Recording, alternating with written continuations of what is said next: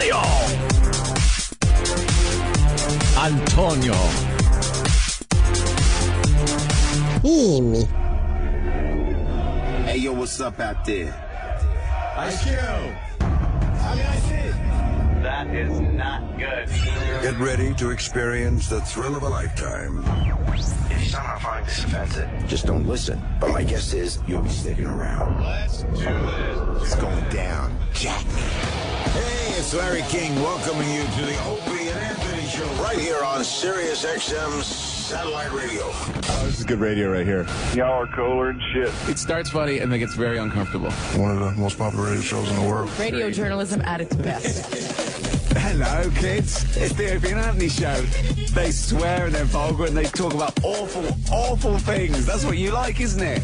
Very flavorful. Yay. That's what you like, isn't it? Please welcome Opie. The show is twisted, I'm telling you. Who's enjoying this shit? That's what you like, isn't it? Anthony I want dick prizes. I love when girls go through that. I'm here for you, ladies. Remember that. That's what you like, isn't it? and Jim Norton. If a pussy could talk, it would say, die. That's what you like, isn't it?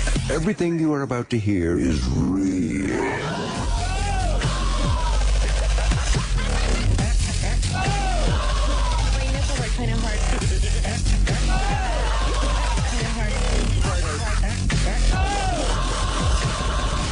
Good morning.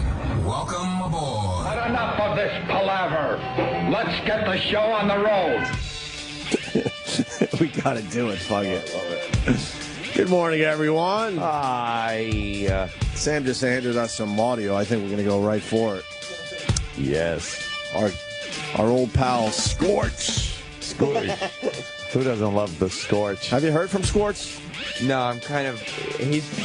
You haven't heard from him since you backstabbed him? Oh, he's left some Sam messages Robert? on his Facebook page. I've been avoiding him because I feel bad. I Yeah. feel guilty. Why do you feel bad? He has no idea what this is. He I don't loves the know. attention. He's been getting a lot of YouTube comments and Facebook comments. I follow and him on the Twitter Facebook messages now. and- You follow him on the Oh, Facebook? hells yeah. And? Who wouldn't? Yeah. A lot of self-promotion. Yeah, A lot of self-promotion. Well, when you're in this business, you got to do some self-promotion because Well, no of one else course. is going to do it for you. Oh. So you got to do it all yourself. Do it yourself. He does a thing, but everything's got to be a thing. Like I was noticing on his Twitter yesterday. Right. Well, I just got to say, because the listeners come and go, and we got newer listeners. We worked with Scorch up there in the Boston area at WAAF, the only station that really rocks. And we've been keeping tabs on him ever since. Yeah. Because he's a special, special human He's being. quite a character. When we met him, he was doing the Kingdom of Nakedness. Kingdom of Nakedness. And when I met him, Naked he was Militia. Naked Militia. Naked He Militia. changed it to the Naked Militia. Yeah, when I was working for him. Yeah, and he would make believe he was broadcasting naked. Yeah. In the nude. And then he's got this show, PFG TV. Right. Which I guess is like a paid infomercial at 3 in the morning, whatever it is, on Fox affiliate up there in New Hampshire, maybe? New Hampshire, yeah. And it's like a talk show. It's like the Tonight Show. Of course it's He like sits the Tonight down Show. and interviews local celebrities, I guess. Right. And yeah. Yeah, he's quite a character. We love him. The Scorch. In a strange way, we love him. I can't explain it. But you were just on his website, and he's got brand new bits. What were Yes. some of the old bits that we talked about on the show in the past? I mean, that he used to do Wheel of Meat, of Wheel of course. Meat, Wheel of yes. Meat. Douche or dressing. Douche or is the dressing. classic. Wow, that was a good one. I remember that. And that bit was like he'd say Summer's Eve, Right. and then you'd have to call. And is it a douche product or is it a salad dressing? Damn, I don't know about that one. He would say like ranch. Ranch. water and vinegar. That's a douche product. Right. Oil and vinegar dressing. Oh, okay. Right. Now I know You how know? to play. And you would have to play along. The problem is you could only do maybe three. Tops, but he did it week after week. How many different douche combinations are there? There's oil and vinegar, or water and vinegar. That's Water it. and vinegar. That's it. That's what we're douche saying. is? Maybe Yeah. there's some other stuff like some fucking Well, he would use product names. Oh. or some kind of floral smelling thing. Right. Some fucking How- pussy potpourri. Were you really doing make you once a think. week for a while? He did it a lot. That's impossible. That's impossible. Just so we could say, douche your drizzy. Douche your drizzy. What do you think? Let's go to the phone. But to be fair, he came Little up Scorch, you understand douche your drizzy, right? Of course, Scorch. Good idea, buddy. I think it's a benchmark bit for the Scorch show. Of course. He came up with a lot of ideas because he told me. I interned for him. Yeah, I know. And then you, as Colin Quinn loves the whole Scorch thing because he loves the fact that you stabbed him in the back. Oh, Colin loves that. I just sat there collecting information and then came and exposed. Well, the strange thing, then you start interning for us. Then you went back up to Syracuse where you were going to college, what, about 10 years ago at this point? Almost. And then while you were up there, you were interning for Scorch. And then you came back to us and got with hired all this here. Inside info. You were here and then left? Yeah. Yeah, I was here, and then I interned for Scorch, and then I came back here. I remember that. I remember that. I was the one that made the mistake and told Sam to keep in touch after his internship. You can blame me. I was the one. I remember that. We were clear like a tick sucking the blood. Because he came we back were and I was free like, and clear of Sam Roberts, but I was the one that took him aside and said, "You know what? You should keep in touch with the show." he came back and I was like, he looks familiar. What was his name? What? Like you were just another intern that just fucking left. I could have. You could have had me out of your hair after 3 months. Yes. How long were you gone for? I was gone for. I mean, then he came back for like I don't know, a week here, a day there. But I mean, I was gone for 9 months. Yeah. Were you? Yeah. Yeah, I went back to school for. But I was the one. I was like, you should keep in touch. Backed by popular demand. Blame me. It happened. Anyway, what were some of the other bits? He did. We're missing a couple more fucking benchmark bits. Yeah, because there was always alliterations or rhymes. Oh, he loves to rhyme. You know what he did that really drove Paulie, his sidekick, crazy one day? He went through this phase where he said he had top 10 lists. Right? Oh, boy. And he loved to do them, right? Yeah. And Scorch said, it's the anniversary of the Jungle Gym. So today we're going to do the top 10 gyms. Whoa. People named Jim. He loved tying things in. But Paulie was off the air and he's yelling at him going, what do you mean top 10 gyms? Let's do something weird. Let's go. I don't know. He goes, let's get the stunt boy and make him play at a jungle gym and the parents will think he's weird or we'll do something with this. And he goes, no, we're going to do top 10 gyms. Top 10 gyms. Top 10 gyms. So, Jim Morrison.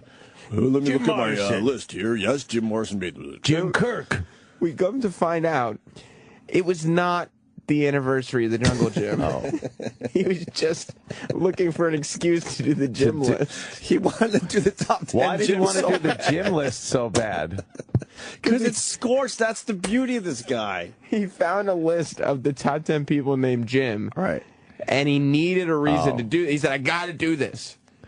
How could I make it sound like I just came up with it because it's tied into something? Jim, go to the gym. Oh, Jim, jungle gym. And I was just a kid having a blast, like watching all this happen. Like this is Bizarro World. Of course. And watching his sidekick Paulie sit there and just bite his lip every Horrified. day. Because Paulie didn't really career. get along with Scorch, right? No, because he knew, because this was his career. Yeah, because it's leading to Paulie. This is why we're talking about Scorch again today. Yeah.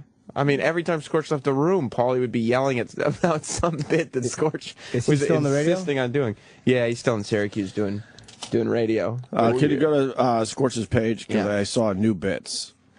Look at these new bits. Well, he did the brain cell stimulator. Oh, that's the one. Yeah, every morning. Where you think he's talking about a cock and it's a toothbrush? that type of fucking Not even humor. Wasn't as good as Double that one. entendre type stuff? Nothing. It would just be like Nothing. every morning, 70% of people use this with their breakfast. And then it's like the most open-ended thing. Right. And you take 4 calls, and that's like a big day. And then you go, the answer was a napkin. There was no way the answer was a napkin ever. Yes, and that would be it. Then you got to remember, weird news. Right. Yeah. Which he brought to the TV show. But doesn't use this. Some deranged stories that are very strange. Weird news. Yeah, ladies and gentlemen, weird news coming up. Weird news. There was a guy over there in Malden, and he actually got a flat tire, and he changed the tire, right? And then as he's driving away, He didn't put all the lug nuts on, so the tires started shaking. But he got to a gas station, tightened the lug nuts up, and then drove home. Weird news. Some are odd and some deranged. Stories that are very strange. Weird news. And this is different than Jocktober. Totally I can't explain. I love Scorch. Because but that's it. What Ant just did is exactly what Scorch would do. Right. It's like he would find either a list or like he would find that opener on some website. And he'd have to play the weird news jingle. Right. So he wouldn't have anything for it. And he would just come up with some story that's not even that weird. No, it's not very so weird. He could play the jingle. We're the jingle. The difference is we're obsessed with the man that is Scorch. Yeah, it's Jocktober, like, they shouldn't take it personally. We don't even care about them as human beings. We just, mock their silly radio show. But, with Scorch, it's way deeper than that. And I don't want Scorch to take it personally either. Because for the record, he'll never take it personally. He gets excited when we talk about him. He treated me very well. Yeah. And I enjoyed my time with him very, very much, obviously. Of course. I don't think he has a bad bone in his body. No, I think he's a wonderful man. He never did or said anything bad about us. But he is a complete character. Yeah. I mean, he's amazing that this exists. With that said, what's his new bit I see up there on his website? It's Scorch's psychotic survey. Look how he spelled survey. Well, you got to be a little different. He put a P in front of it. It's like psychotic, which, is P-S-Y, psychotic survey. P-S-U-R-V-E-Y. Most people, if they had to make it an alliteration, would just drop the P in psychotic and make it psychotic survey. But he adds the silent P to survey. But that's what Scorch would do. Of course. Don't you understand? But this is... What's the bit? Why is it psychotic? It's not. It's not. That's the beauty of it, because everything has to have some alliteration. Yeah. Or so, like this is has to have the stamp of Scorch on it. Right. When I was telling you about the brain cell stimulator, and it would be as mundane as 70% of people use a napkin. Yeah. This is today's psychotic survey. Yeah. Have you ever? Wait. Oh, okay. I see. Right. So it's like on his website. And every day it's a question. Right. Every day, Gotcha. and then he gets the audience to vote. Right.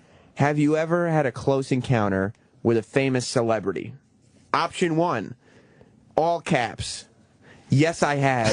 Several exclamation points. Yeah. Option 2, all caps. Nah, ellipses, never. Even more exclamation points. And then you can vote. Those are your options. And I do like how he puts his name in front of everything and brands it. It's not just the psychotic survey here. It's Scorch's. It's Scorch's psychotic survey. But who would give a fuck? Then what? He goes on the air and goes, well, I got the poll results. Yes. Can you vote and see? Look, can we check out the vote? Yeah, 28%. What are you going to vote? Never had a close encounter. Yes, I have. I'll say yes. For instance, today. Well, I think you have had a close encounter with a celebrity, right? Who today? I'll have a close encounter with Chael Sonnen later today. That's a celebrity. Right, there you go. All right, so you have to check the... All right, we'll vote. The yes, I have. Does he show you the number of people that voted? Look at this. 56% of the people say, yes, I have. 44% say, nah, never. How many people is that? Fuck. No numbers, just percentages. I would bet thank it's God, 7 people. Thank God there's no numbers. God, who cares? And he does his Facebook thing. I noticed because his Twitter is It's Me Scorch. Right. And on his he sends out Facebook links while he's doing the show. Right. And he knows, I guess he's all about social networking now, because his new thing is to send out a picture, and then he goes, and you know what you got to do, share the hell out of it. Oh, yeah. So it's not like, He loves give when me people, a share. It's share, because he's branding it. Yeah. Share the hell out of it. That's what he says, too. He's like, no matter what you think, just share it. That's great. So, with that said, Right. Paul. Oh, you got something else? Brain cell stimulator. He's still doing it. Oh. What? But isn't that psychotic survey? No, that's ridiculous. What is the brain cell stimulator for today? Well, this was yesterday's because it's afternoon. Fair enough. Here's today's brain cell stimulator. On an average day, women do this around 60 times. Men around 40 times. Must be specific and nothing sexual or body function related per se. Good luck. There's some, completely, some of the answers that people are chiming in with. Some say change the channel on the TV. Oh. Daydream about being on a beach vacationing. Check Facebook. But when are we going to find the answer? Find out the answer. Yeah, really. Maybe I guess you got to tune in for it. Oh, fuck. I need to know the answer. Oh, boy. What? This post says, so let me see. So far in the past 24 hours, I've been majorly insulted by someone I thought was my future, and I've been majorly ripped apart by people I thought were friends from my past. Oh, no. Good thing I live in the present, about an hour away from today's brain cell stimulator. And he's obviously talking about Paulie, right? He's talking about Paulie. Which we have. Yeah. So this is the only reason we're talking about Scorch today. So Paulie, his ex-sidekick, Yeah. went on a competing radio station to talk about Scorch. Well, this is his not current competing radio station, his old, because now he's in Manch Vegas. What ended their relationship?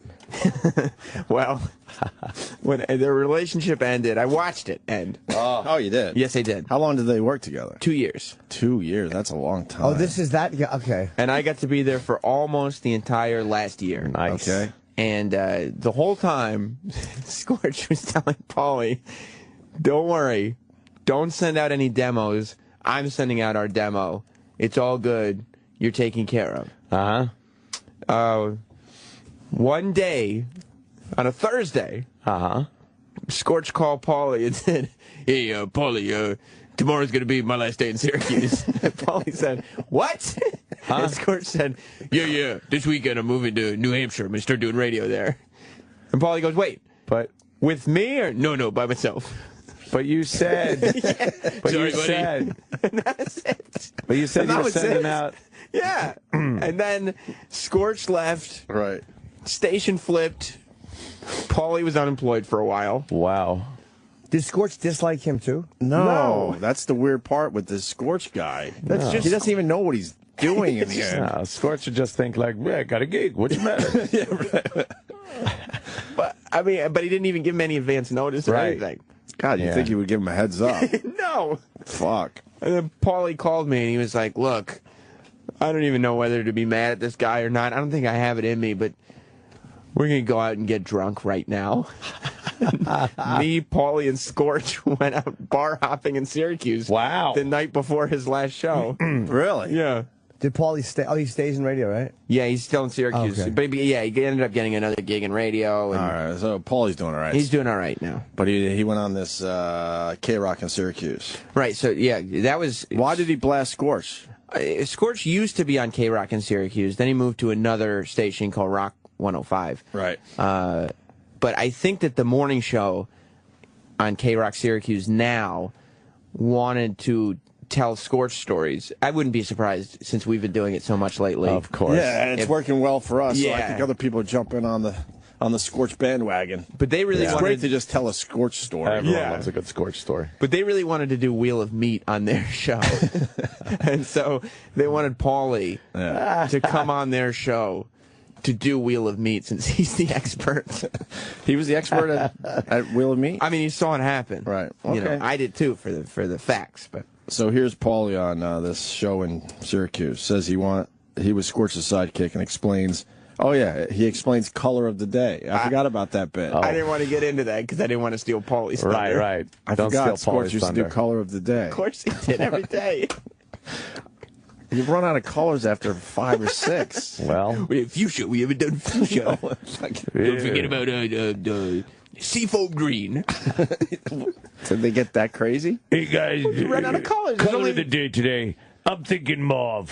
Mauve. Let's go with it. That's a terrible. We're taking your mauve stories. Whoa. There are only so many primaries. Oh man, that's going to be a special. This is going to be a fucking valuable Sudoku. Sudoku puzzle. Hope he just spilled his coffee on it. That's a terrible fucking thing. Spilled my coffee. What would you guys do for color of the day today? Stinks. Well, color of the day. What would I do? Probably just say black and then go ahead. Ed. Lavender. It's a color innocent. And then I Crazy. would go home Because one of my jobs as an intern was to write all the fake emails. That's right, the fake email. Here's an email coming in. It's fucking Bob from Marlboro. Can you talk about Scorch for 2 hours? Yes. Easily, right? Yes. It's just amazing. What do you mean fake emails? We know, like, people on the air will be like, hey, we got emails coming in. Right. It's because Scorch had a jingle. That's right. Oh, he had an email jingle. He had a jingle, and it would go, email, do. And so we would have to have emails every day. He loves a jingle. But you had to write fake emails about how great he was? Yeah, I would write Or emails. how good the show was or whatever? Every day I would write emails, and it would have to be, and he wanted, eventually he started asking me to do it not from Syracuse, because he said, we're streaming now, so do it, from all kinds of different cities, worldwide if you want. I was like, okay. And so I'd write these emails, but I would always try to sneak in little references that only his sidekick, Paulie, would get. Right. Just to make Paulie laugh as Scorch was reading them on the air. You wouldn't pre-read them? And Scorch had no idea? No, yeah, he would pre-read. You didn't get them. But he didn't understand the little references you threw in there? Like I'd start, like, what I would do is Scorch would leave the room, and Paulie would be complaining about some bit. And then I would go home, and whatever bit that Paulie was complaining the most about, I would write an email about how great it was. But then in Scorch's mind, he would react like that was real listener feedback, and that the listeners were really into this bit. So he made sure he did that bit a little more. But I was just going, I was writing them. I get it. Believe me, I get it. All right, so there's your huge long setup, but Paulie ends up on this K-Rock show in Syracuse and decides to beat the shit out of Scorch. Yeah, he did. Paulie was the intern, man. No. I wasn't the intern. What were you for Scorch? I was his sidekick. Oh, you were his all bitch. right, got you. He was the one that did all the Chewy impressions. He used to do a bit that I still to this day don't understand. He would do the color of the day. The color of the day. Just randomly at 8:05. Good morning, Scorch here. It's 8:05. The color of the day is blue. Here's some Guns N' Roses. There's only so many colors. I love it. It's like listening to us. Talking about Scorch. Except that's the guy he did radio Right. with. That's his sidekick. Today's blue. Here's Guns N' Roses. It's 8:05. 8:05. Hey, it's Scorch. That really was the extent of Color of the Day. Color of the day. Just to mention the color. Did he ever explain why he was doing Color of the Day? He refused to explain it. Paulie would, off the air, Paulie would be screaming, why the fuck are we doing Color of the Day? It doesn't make any sense. No, people like it. Color of the Day. It's just something to start the day with. It's something that people talk about. It's like, hey, you get to work listening to Scorch? Yeah, it was. Well, hey, did you hear the color of the day? Well, yeah, it's blue. Yeah, I heard that too. Did he just think that made things familiar or comfortable? Like people would hear that and that was like, hey, part of my Scorch day is Yeah. It's just so... Waking up with Scorch. You got your color, you got your brain fucking shit. You got your... Did he smoke a lot of pot? Yeah. Yeah. You know for sure? Because you got to be careful with that shit. I mean, Paulie said that he did. All right. And he said it, on one of the clips. So. Oh, really? Yeah, Okay. that's what I'm getting a lot of that information from. And I'm also getting info that it's that time of year where he goes back into the animal pen to raise awareness. Pause for the cause. Pause for the cause. Pause for the cause. Look how I spell pause. P-A-W-S. Wait. Hold on. Brandon has info on that. Brandon in Boston. Boston strong. What's up, Brandon? Hey. Yeah, he was the radio guy at a concert I was at this weekend where he introduced all the bands and come out and act like an idiot. And that was one of the things he brought up, is that he's going to spend a week in an animal pen and raise money for the animals. Yeah. He does that every year. Yeah. Yeah. Now, are you ready to rock? Whoa, look at that. Thank you, sir. Oh, what happened? This guy just pulled this guy back from a train. Another one? He fucking saved that guy's life right there. That guy trying to jump? His fucking life. I don't know. What the might fuck? have been. Oh, he's drunk. He looks drunk. Wow. What city is that in? Oh, no. All right, we'll get more info. Where? On that. Colombia. Colombia? Colombia. That's crazy. Colombia. He's probably coked out. Wait. What? He's describing pause for a cause. Right. Yeah. Now, generally, you'd say 24 hours a day for 7 days, I'm going to be in an animal pen, right? Yeah, I got to suffer with the animals. He writes, every year I actually live for 23 hours and 50-plus minutes per day in the cage for an entire work week. Wait, what? So he's taking weekends off and taking breaks. Why couldn't he say 24 hours?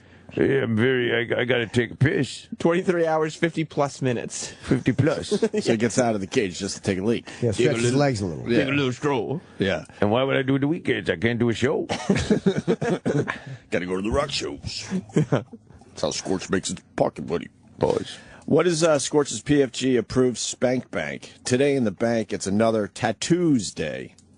Tuesday is Tattoos Day. It's Tattoos Day. Oh, yeah. Of course. You gotta have your days of the week thing. Of course. Get a girl that people can jerk off to, so you spank bank. All right, Paulie talks about old bits he had to do with Scorch. He used to make me read dating tips. Oh, no. On the air, and it was called Paulie Get Your Poon. Was perfect. Paulie, get your poon.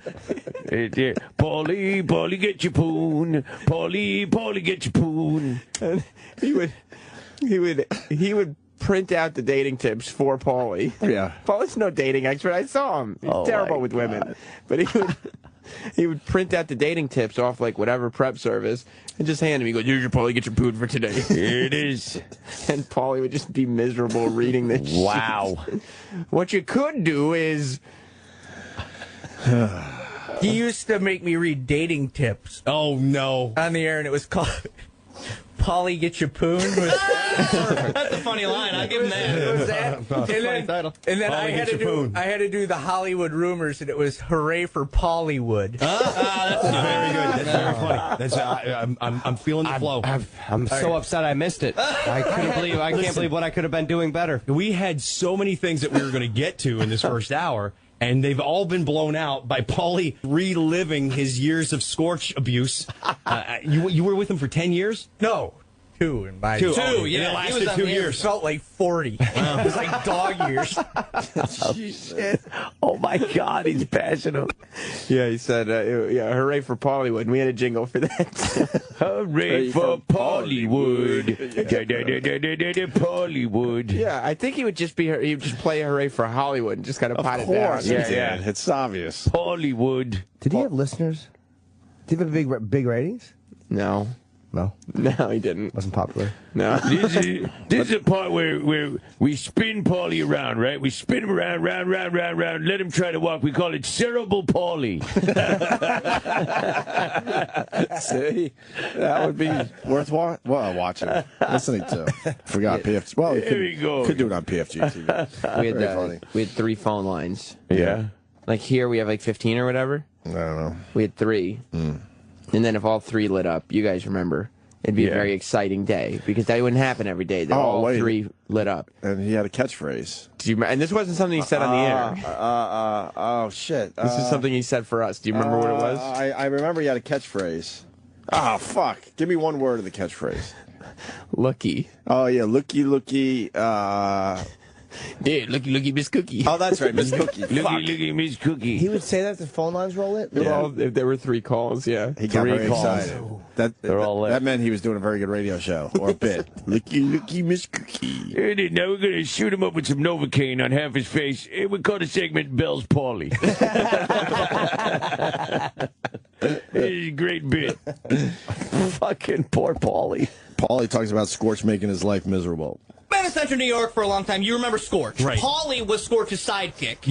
Yeah, and pocket bitch. And because of that, Paulie has been angry for years because Scorch's show essentially derailed you from doing anything. It ruined radio for you. Yeah, you pretty much ruined It radio. just made me miserable. Do you think you were not miserable Come before on, that? you make you miserable. No, like towards work. All right. Working with So him. you didn't even enjoy coming into work anymore. Oh, man. Despise it. Dude, How many years did you do that? Imagine if you... 2. We did. Imagine if you had to come in and you knew you were just going to do the wheel of meat, the color of the day. Yeah, I know. And you would do these open-ended, stupid questions, like for trivia, like 50% of men do this. Did he get ratings? No. All right. I get worried about this town sometimes. If that's the I kind know, of stuff they like. because what happened is, and if you're just catching up, the Wheel of Meat was essentially a cell phone being slammed down on the counter. It's theater of the mind. It's stupid old radio hacky crap. Because you don't have a demo tape because everything you did was Scorch. Yeah, the wheel. Imagine like being a PD and me sending a tape of the Wheel of Meat. Oh, just you laughing. Having to laugh at the Wheel of Meat. I got my meat. So it was me laughing. Yeah. And then I would leave work, and I had a pretty sweet bachelor pad back in the day, in-ground swimming. How did the show become about Paulie? Paulie, it says here you have experience in douche or salad dressing. I would leave douche or dressing. Now, is that your bit, or I would leave work, and Scorch would show up. Like, I'd go home, take my nap afterwards, and I would go out to my swimming pool, and Scorch would be laying by my pool. He comes over to your house now. Just show up. He'd be smoking weed by my pool. So you hung out with him? No, I couldn't shake the son of a bitch. Holy shit! Oh man, poor guy. This is the kind of impact that he had on people. Like, yes, for as long as I've been on the show, is how long it's been since Paulie was with Scorch. Wow. And we still can't stop talking about it. Can't stop talking. We've been out of Boston 15 years and we still talk about it. He's a special guy. You know, he told me, remember when you guys did Feels for Meals? Yeah. He informed me that that was his, and he gave it to you. Oh, that's right. I because it rhymes and it's so good, he wanted to like take it for his own. He said that, I gave it to him. And then he said, yeah, we guys, you know, we trade bits sometimes. Like, no, we don't. We never traded anything. And he also made it seem like as if I knew, but I pretended I didn't know. Like, he made it seem like instead that you guys took douche or dressing. Not like that you... No, we took it to mock it one day. No, he said that we actually did it one day just to see, you know, to show people how ridiculous it was. No, he told me that you guys, like, did it. No, like... didn't. Well, it was one of the many bits that they took from me. Right. I'm cool with it. Yeah. Brilliant radio minds just working together. Yeah, you know, exchanging ideas, and helping each other out. You got to share the joy of the Scorch pits. I don't mind. He would always tell me that you guys, there was some wrestling show that they had coffins out, and you guys were afraid to lay in the coffin. It wasn't that we were afraid. But Scorch would lay in the coffin. No problem. It was the most ridiculous thing ever. Even and we loved wrestling back then. Even at the very beginning of my radio career, which what it was back then, the thought of looking that stupid and laying in some coffin at ringside at a wrestling match was like, I'm like, no, I'm not doing that. I can't do that. No. Hey, the coffin's still open. Scorch man. You got them coffin seats? Because, you know. He couldn't believe we were just giving up the coffin seats. He was amazed. And he like, laid "You really right gonna in them. Give me the coffin seats." Remember we kind of hung out in the back. We stood up in the back watching. And we just saw Scorch there. Man, sitting here in the coffin sheet, like making a big scene. He was making a scene. He was selling it. He was trying to get involved with the action. Yeah, he was jumping up, hoping somebody was going to, like, you know, throw a chair at him or something. Where was that wrestling show? Do you remember offhand? It's probably Worcester Centrum. You think it was that big of a gig?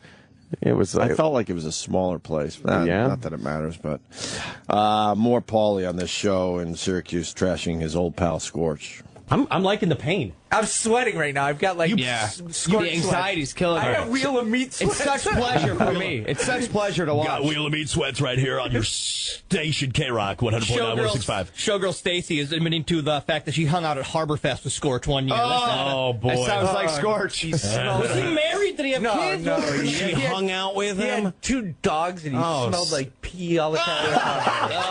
What the hell was going on here? And what is wrong with this town? He had dog hair all over my. God! You know what? He's a nice guy. I feel bad. No, I mean, he might be a nice guy, but He's not good at radio. He's not good at radio. He's a nice guy that hung out by your pool for 2 years. Covered in dog hair, hanging out with showgirls at Harborfest. Get the wheel. Really? Get the wheel. Really? Did he really have dog hair on him all the time? Yeah. Did he smell like dog? Was there maybe an accident that could have happened on his clothing? Or?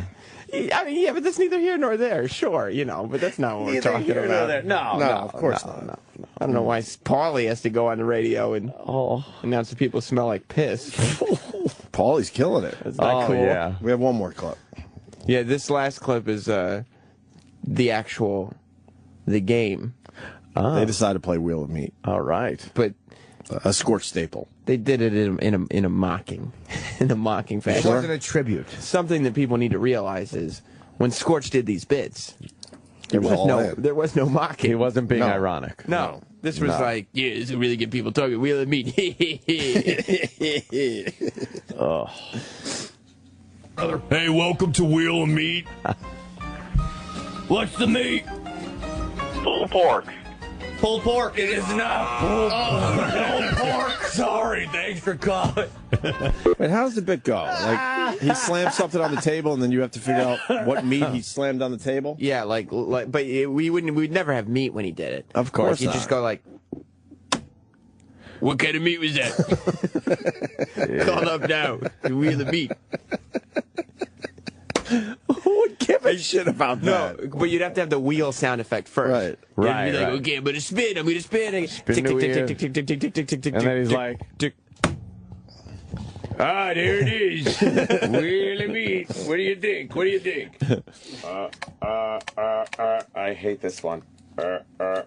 No? Why isn't it working? Oh, that sucks. Oh, well. Aren't they supposed to check that every day? That's brand new. Oh, hi. Scorch? Yeah. I like to guess, London broil? No, it's not London broil. Next caller. Scorch, how you doing? Yeah, you're out, Wheel of Meat. I'm thinking something like a New York strip steak. Oh, very close, but no. No. Wheel of Meat. That's the best. K-Rock, hello, welcome to Wheel of Meat. What's the meat that you heard? Let me play it again for you. Here, slam it real hard. Slam my meat. Oh, I beat my meat. Oh, I beat my meat hard. He would do that, double entendre? Sure. What is that? What meat am I beating, honey? I don't know. What meat am I beating, honey?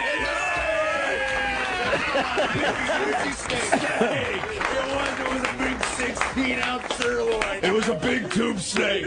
Big tube snake, you did it, brother. Oh, my God. They are hammering him. You got it right. It was steak. Oh, wow. Wow. They killed him. Yeah, Paulie started texting me yesterday. He goes, dude, what's your email? And I sent it to him, and he goes, I killed Scorch on K-Rock this morning. He felt guilty, right? He did. He felt really guilty. And Scorch knows about it because of his... Oh, yeah. His fucking... Yeah. Paulie was so... I never seen anybody so frustrated. Wow, really? As Paulie over there. Especially, I mean, the amount of times he was told, don't even worry about it. Me and you, we're going places. I'm sending our stuff out. You know, we're getting some listens, some people interested. Getting some bites here. Getting some bites. We're gonna go and do this somewhere else. And he didn't get 1 day notice that he was leaving to New Hampshire. No, not even a day. He knew, but Scorch knew way before that. Oh, yeah, but he didn't tell him. No, he told him the night before. Dude, tomorrow's it. Hey, kid, tomorrow's it. And how long was Paulie on the radio for? A good while. He had like a part-time gig at the local ESPN affiliate, but beyond that, he didn't have much for a while. He's doing all right now? Now he's doing all right. He's full-time shifts and everything. Yeah, he's doing Is he at pretty the well. station that he was just on? I don't know if he's at K-Rock or He not. must. It seems like he might must. be. He must I know be he's there. and he's still at, I think he's still doing ESPN radio in Syracuse. So Yeah. he's got some stuff going on now. But So then classic. But Scorch has like a heart of gold. he does. That's why Paulie's probably feeling a little bad about it. Does he have a heart of gold, though? Oh, yeah. He's the nicest guy. He just doesn't have an awareness. Yeah. He's Like to a little- No interact with. self-awareness, really. No. To talk to, like to sit down and have a conversation with. He's delusional, Right. but he's not mean. He doesn't mean any harm. Although he's completely selfish. Right. That's what I'm saying. So where's the nice guy part come in? Yeah. If he's totally selfish, then he's not a nice guy. But he doesn't see it as selfish. No, just he sees it doesn't. as, That's where I go back to the lack of self-awareness. This is the way it is, this is the life we have chosen. Right. Paulie, I don't think I'm the one that has to tell you. Without the business, there's no show. Right. This is the life we have chosen. This is what we do. So if I have to move on and you're here, it's this thing that we do. Yeah, where's the nice guy part? If he left his partner the next day without a gig. It was a good ride, Paulie. You got to understand, but I'll see if I can get some money for you when I'm up there. It's business, Jimmy. You're taking it very personally. That's a difficult situation. It's a very difficult situation. Situation. Oh, you're going to be the boss? It's a very difficult situation. And we do have a brand new PFG TV, but it's too much Scorch for today. Too much Scorch. We'll have to wait on this one for a while. Save that alone. Yeah, I think the Paulie bits, it was like one bit a day for the week. So I think probably like Monday was probably hooray for Paulywood. Wait, Paulie did a Scorch? Oh. No. On I was thinking that this show. I was just figuring out in my own stupid head.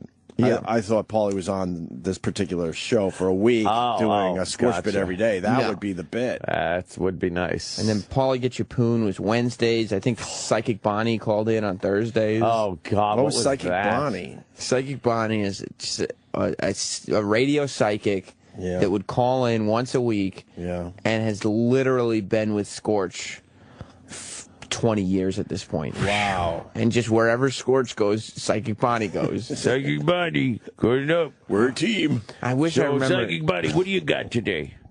I can't remember how he described Psychic Bonnie. There was some way, like some kind of like mind-blowing thing that he said along with, this Psychic Bonnie's going to be on the show ready to blow your minds. But it wasn't blow your minds. It was something better. It was probably some sexual innuendo, right?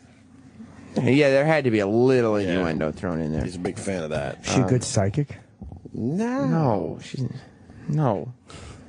Oh, psychics are okay, yeah. Wednesday afternoons at 4 p.m., Psychic Bonnie freaks out. The afternoon Lumpa Nation. The what nation? Lumpa Nation? What is that? What's that? I'm not sure. Wait, he changed it to the Lumpa Nation? Man, it seems like when he left Syracuse, maybe he wasn't allowed to take the Naked Militia with him. Maybe the radio station owned that. Right, and now it's Lumpa Nation. Oh. Wow. I remember Paulie asked him one day, why the fuck do you keep saying Naked Militia? Off the air. He's like, why you call this a Naked Militia? Right. Nobody's ever naked in here. Well, that's the fact that it makes Paulie look bad that he's hanging out naked with another dude. Yeah, everyone naked. Totally nude radio. Me and Paulie are naked. Are you naked at home? It's a Naked Militia. Totally nude radio. Paulie's like, nobody thinks we're naked. And Scorch goes, no, you got to understand. It's like we're an army, like a militia, like an army. But it's peaceful because nobody could fight a naked guy. If somebody's naked, it couldn't be more peaceful. We used to do Afternoon Drive, and early on, before Dave Douglas made the big pizza/hamburger analogy decision, Scorch was unfortunately pizza, and Dave wanted, I don't know, hamburger or something. Yeah. I think you guys were hamburgers. And that meant Rocco had to replace Scorch. But man, I remember we would be ending our show, and our show would be crazy back then. But Scorch would set up like just this party every night. Remember? Yeah. He would bring in a boom box, and it was just. He was just. Why do you bring a boombox to a radio station? I don't know. Yeah. But he would set up the studio like he was going to have a party there every night. Totally nude. Oh, it's all appearance. And then Rocco didn't disappoint because he would set up a buffet every night. Yeah, he'd have fucking 20 restaurants around the area. You want to talk about real plug-ola? I fuck around and fool around with it here and make fun of it. Rocco was all in with plug-ola. Oh, yeah. He had every restaurant on speed dial, and he would pick a different restaurant every night, and it would be a huge buffet. And we didn't complain because when we were staying late, back in the days when we used to stay after our radio show. What? And get our work done. Then we go back in the studio and have a little nice food. Yeah, I want to thank the Ramada Inn for coming in. They bring chafing dishes and fucking just all kinds of food. And it wasn't even in the studio because it was so much shit. They used to go into the conference room and set it up on those giant conference tables. It was like a fucking buffet. What time was he? Oh, you guys were, what time? 3 to 7. But what time was he on? 7. 7 at midnight. I thought he was a morning guy, Rocco. Oh, no. No, Rocco was, No. Yeah. Oh. No, Hillman was the morning. Well, what was Scorch on? Scorch was on before Rocco. So he was Scorch? Rocco replaced Scorch. Oh, you replaced him? Yes. Oh. Yes. Yeah, When we first got there, Scorch was after us. Yep. And we absolutely got along with Scorch and liked him. We ended up liking Rocco as well, but we were bummed to see Scorch go. He's the man. And I think he was the one that told us, well, Dave told me on pizza, he was looking for hamburgers. Yeah, you told the story.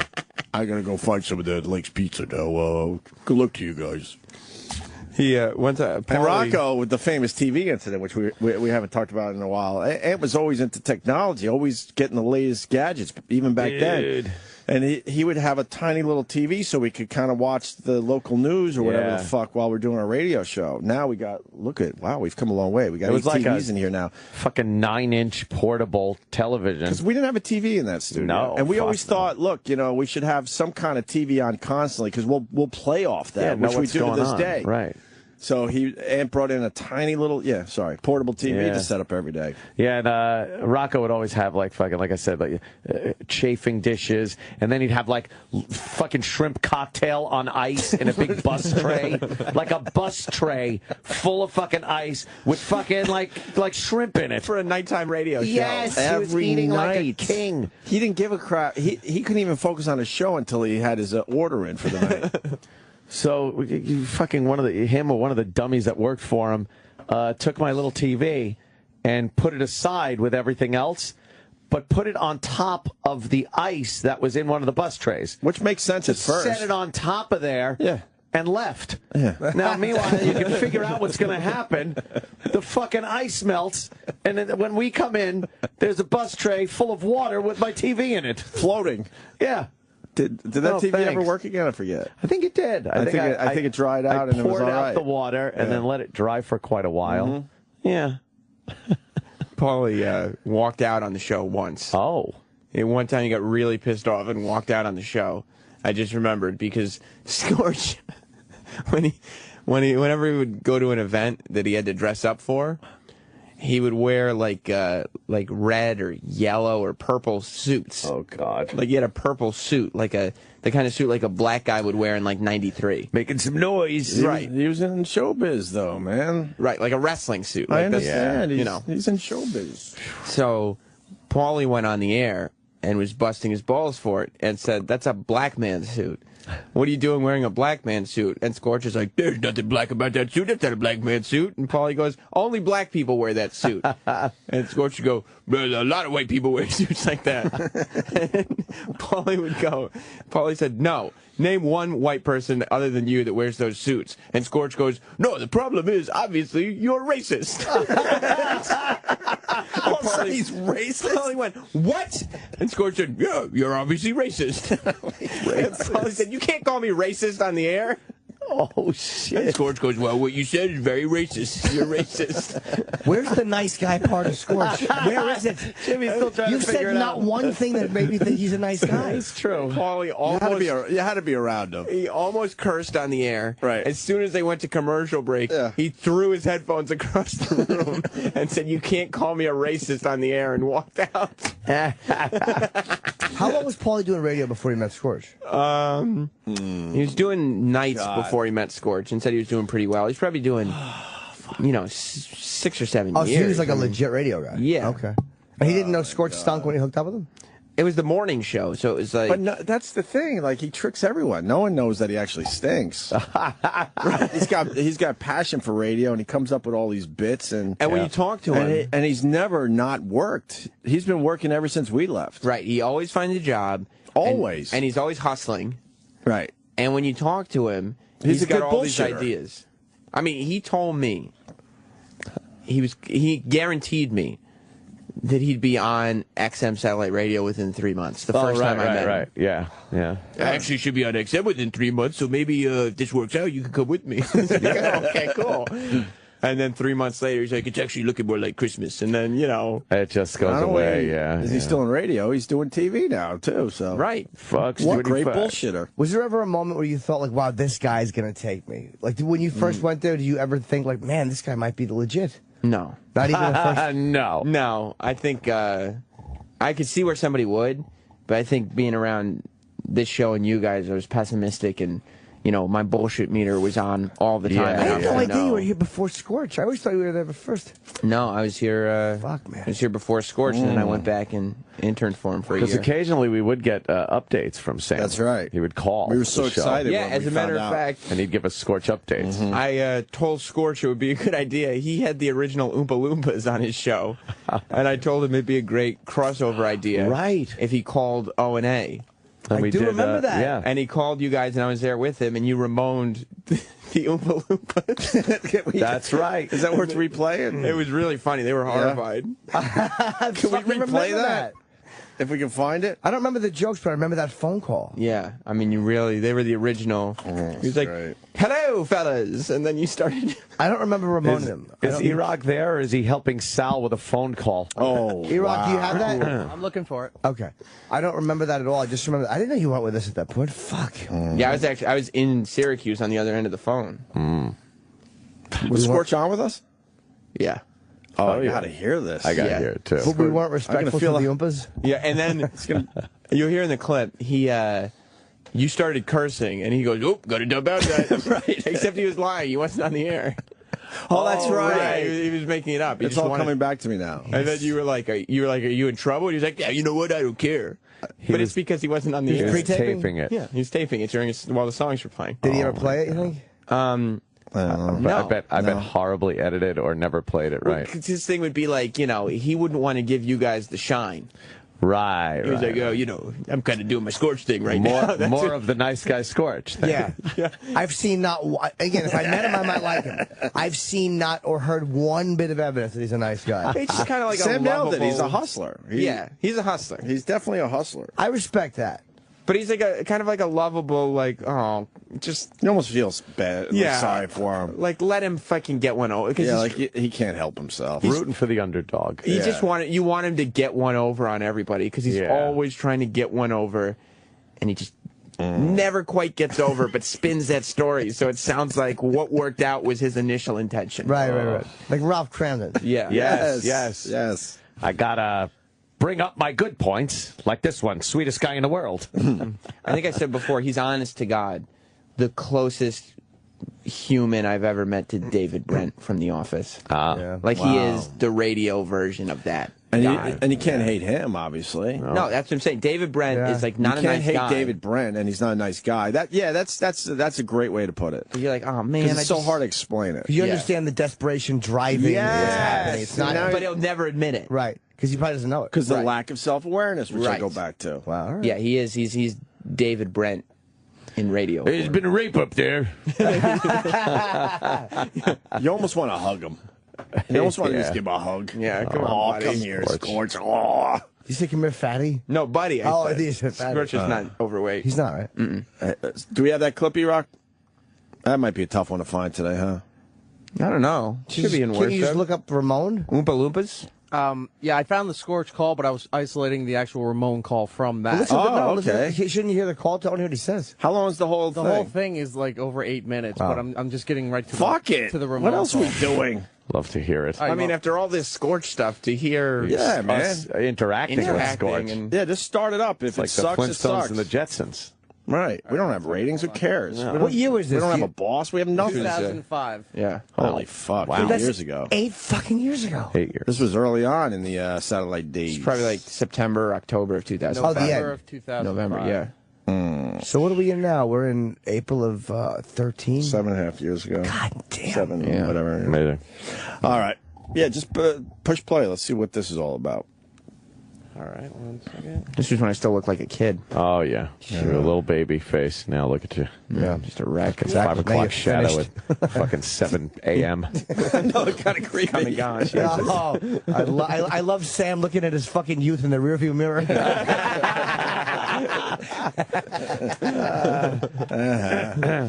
That's it for that. It was nice, right? I hope I made the most of it. It was fun. All right, let's hear this. There, you're right. Let's say hi to Scorch in Syracuse. What's up, boys? The kingdom of nakedness. Militia. It's the Naked Militia now, Opie. Army, yeah, No, it'll always be known as the Kingdom of Nakedness. Naked Militia. He's upgraded. What's up, guys? You're a hamburger, right? No, you're pizza? No, I'm pizza, I was saying, no, you're hamburger. You're the best. I forgot already. I'm hamburger. Yeah, I think I might have been pizza, but they wanted burgers. They wanted but I was but the he's best good. pizza man in the business. Best pizza ever, but they wanted hamburgers. And you know what? God damn it, I still am. Scorch is a friend of the show and has always been a friend of Always the show. been. He wasn't an enemy that turned into a friend or Never. a friend that turned into an enemy. He's been a friend that continues to be a friend. Yes. That's nice. Are you going to sing a Clarence Clemens song to me now? Baby, you're a friend of mine. I've got...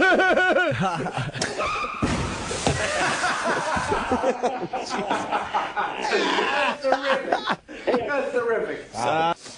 We couldn't wait to pounce. We didn't even give him a chance. One joke. One bad And joke. you used every sound effect and We couldn't wait. just killed him. But that was literally sound clips that could have been played this morning or fucking yesterday. Yeah, Wow, it was yeah. great. God, our voices sound a little weird, though. Strange. Yeah. Is the processing different back then? There wasn't any. Maybe Is that what that is? Yeah, XM didn't believe in it, remember? No, right. I thought it was hope. Yeah, there's a bit of, there's some excitement in our voices. I heard enthusiasm. That's what it was. There was an ounce of enthusiasm in your voices, which is weird. Yeah, it is strange to hear. Nice. Are you going to sing a Clarence Clemens song to me now? Baby, you're a friend of mine. I've got... That's terrific. That's terrific. Scorch does mornings in Syracuse. Yeah, where are you, Scorch? Going down the toilet after that. Thanks. What station? Rock 105, The Dog. The Dog. Rock The 105, Dog. Of course, the Naked Militia as well. Sign up for that. Talk to these Oompa Loompas because they're very cool. You got Oompa Loompas in the studio? I've got the original Oompa Loompas, Malcolm and Rusty.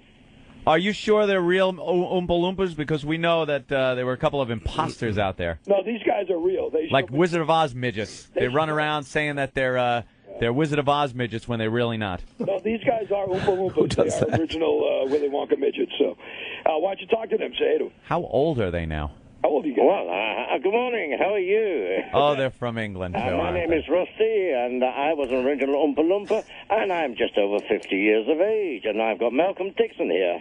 Say hello. Could you How are you? Hello. Could you sing us a piece of the Oompa Loompa song? that'd be Our audience would love yeah. The song? Okay. Oompa Loompa Doompa Dee Doo, I've got a perfect puzzle for you. Oompa Loompa Doompa Dee Dee, say hello to Opie and Anthony. Oh, look at that. Wait a sec, man. I didn't get one of those on my show.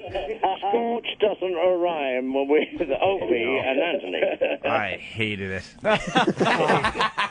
I thought it was kind of cute because it was like I actually had no idea you were going to do that. So what do you guys do now besides like just kind of just tour and stuff like that? Jimmy's already left. For an event in Auburn at No one cares. We're going to meet two Munchkins and. Oh, there's still Munchkins alive? Yes. Two of them, and Speaking of the Munchkins, I gotta tell the gang here on our show.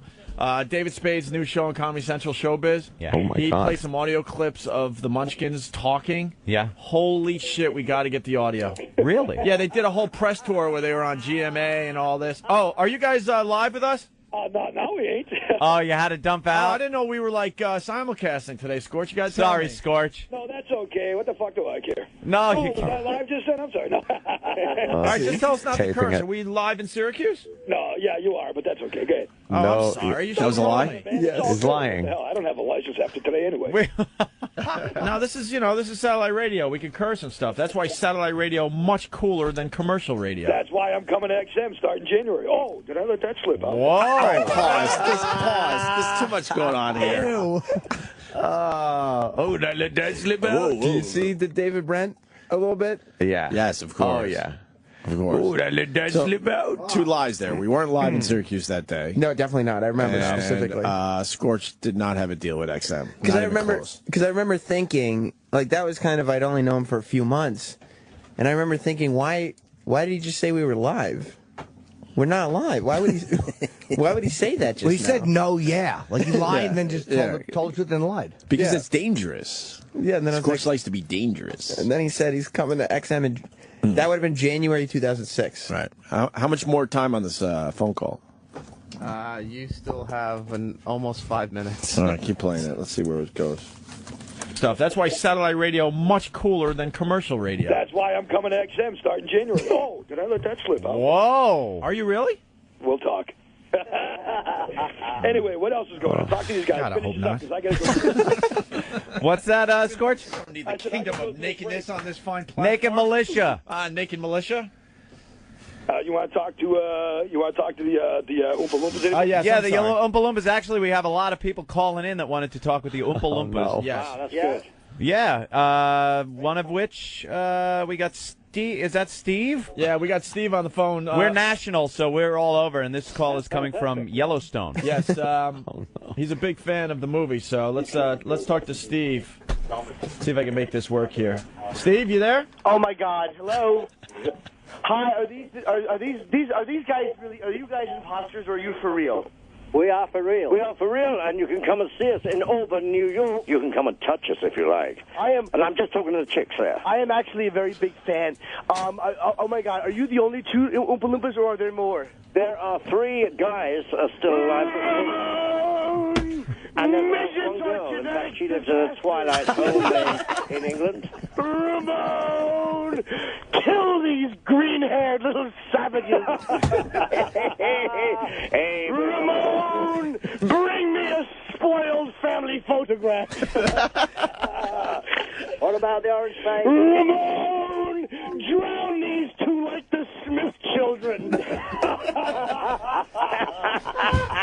Hey, guys, I gotta go. Ramon! Bring me a singing piece of shit! You're still live in Syracuse, Steve! I'm sorry, Steve, I gotta apologize for Steve from Yellowstone. He's very inappropriate, and he is not for broadcast radio with his language. That's right. Horrid. Hey, guys, I'm glad I could hook you up with the Oompa Loompas, but I gotta run and do a show and get no ratings. Okay, Scorch. We'll talk soon, man.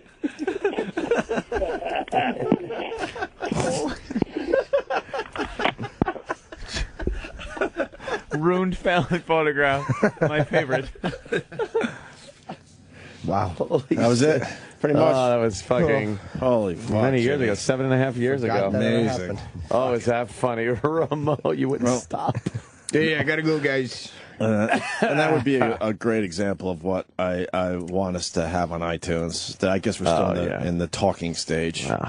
We have so many years of material that we'll never get, on this channel. I never would have thought of that again if we didn't. Yeah, I forgot all about it. And I went to these dummies down the hall. I said, look, we need to be in the iTunes/podcast world. I get that you don't want to put the current shit up there. That's a conflict of interest. But we have all these years of archived stuff that is just sitting there that we really can't do much with. We could pull out a piece every once in a while like we did today. Yeah. So I said, look, an hour a week of just classic O&A up on iTunes and with a little mention that we're still doing it and we're on Sirius XM. And we're still talking about it. It's sludge. It's unbelievable. Yeah. How great would that be? It will never change. Just a quick hour. Quick fucking best of bits from all over the place. Once a week, that's it. Shit, people would fucking eat that shit up, and then you would probably turn people onto the current show. Yeah, they're still in the talk stage for that as well. Of course. That's why I at this point I barely say hi to the Radio Wizard. Barely. I couldn't even look him in the eye yesterday when I was leaving. I didn't even know he was on vacation last week. Yeah, he's gone all week last week. I had no idea. The whole week, yeah. I swear I had no idea. Yeah, Monday through Friday, I think. But whatever. Sorry. I didn't mean to bitch, but that's a perfect example of what we want right there. How great was that call? Yeah. Fucking hilarious. With Jimmy doing the Ramon.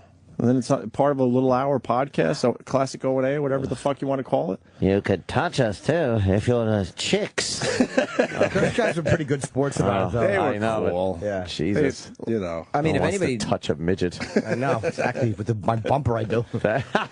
If anybody knows about Sludge, though, it's obviously Scorch. He was supposed to be here from all the way back in 2006. Remember? Yeah. We'll let that slip. Yeah, we'll talk. We'll talk, will we? We'll talk. It wasn't true. No! All right. Now I'm bumping me up to the main office. Oh, what did I say? Oh, no. Like, that's a typical David Brent thing. Yeah. It really is. Is that true? Yeah, we'll talk. We'll talk. At the party when the guy Malcolm calls him out and goes, I heard it was because you failed your physical. Oh, yeah, I failed my physical. Like he just told the truth but acted like he was lying. Oh, he's so sad. All right. I'm going to eat my sandwich. Yeah, let's do that. Yeah. The Opie and Anthony Show.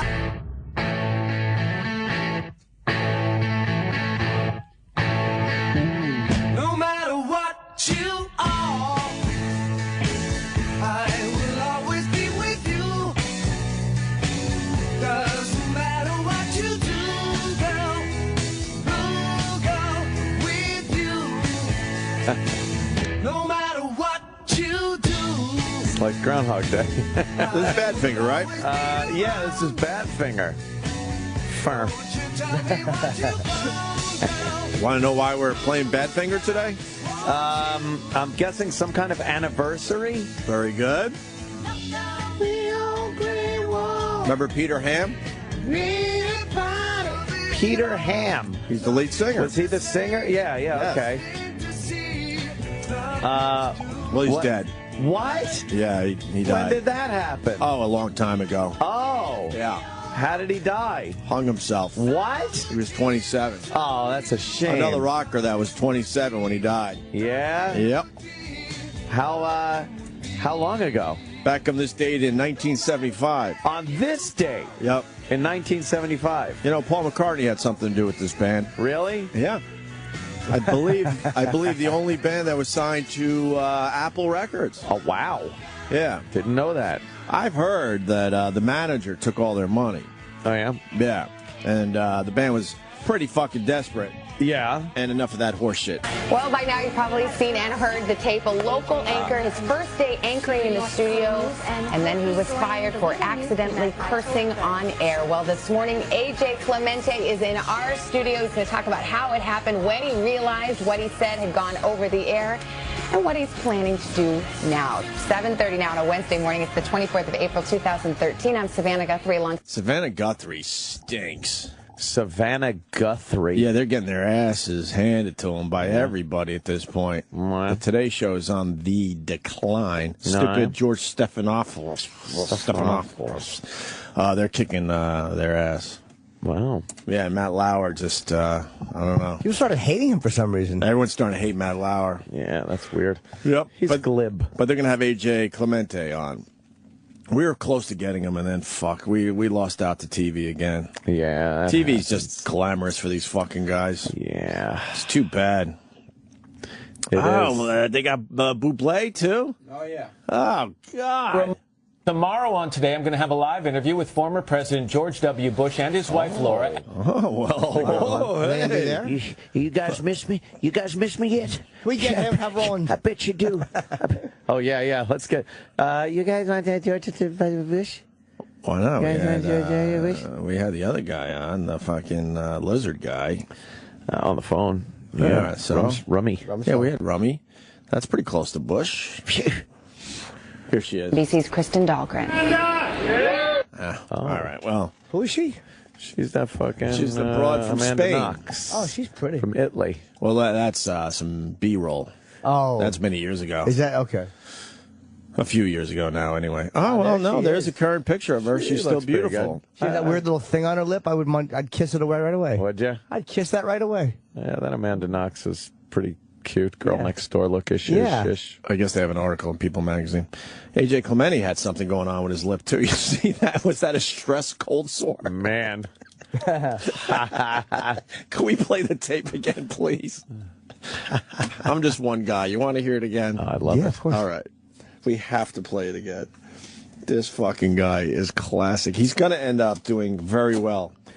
I don't know. You think he's going to be on Letterman? He's going to be on the Today Show. He's going to be on MSNBC all this morning. Is that going to get him a gig, you think? I think it leads to something, yes. I don't know what yet. Here's why it's smart, because he'll show people that he's a fun guy. He's not a bum. He just made a mistake. It all depends how he handles himself today on these big interviews. You know what I mean? Fucking horrible racism and curses. Right. Great.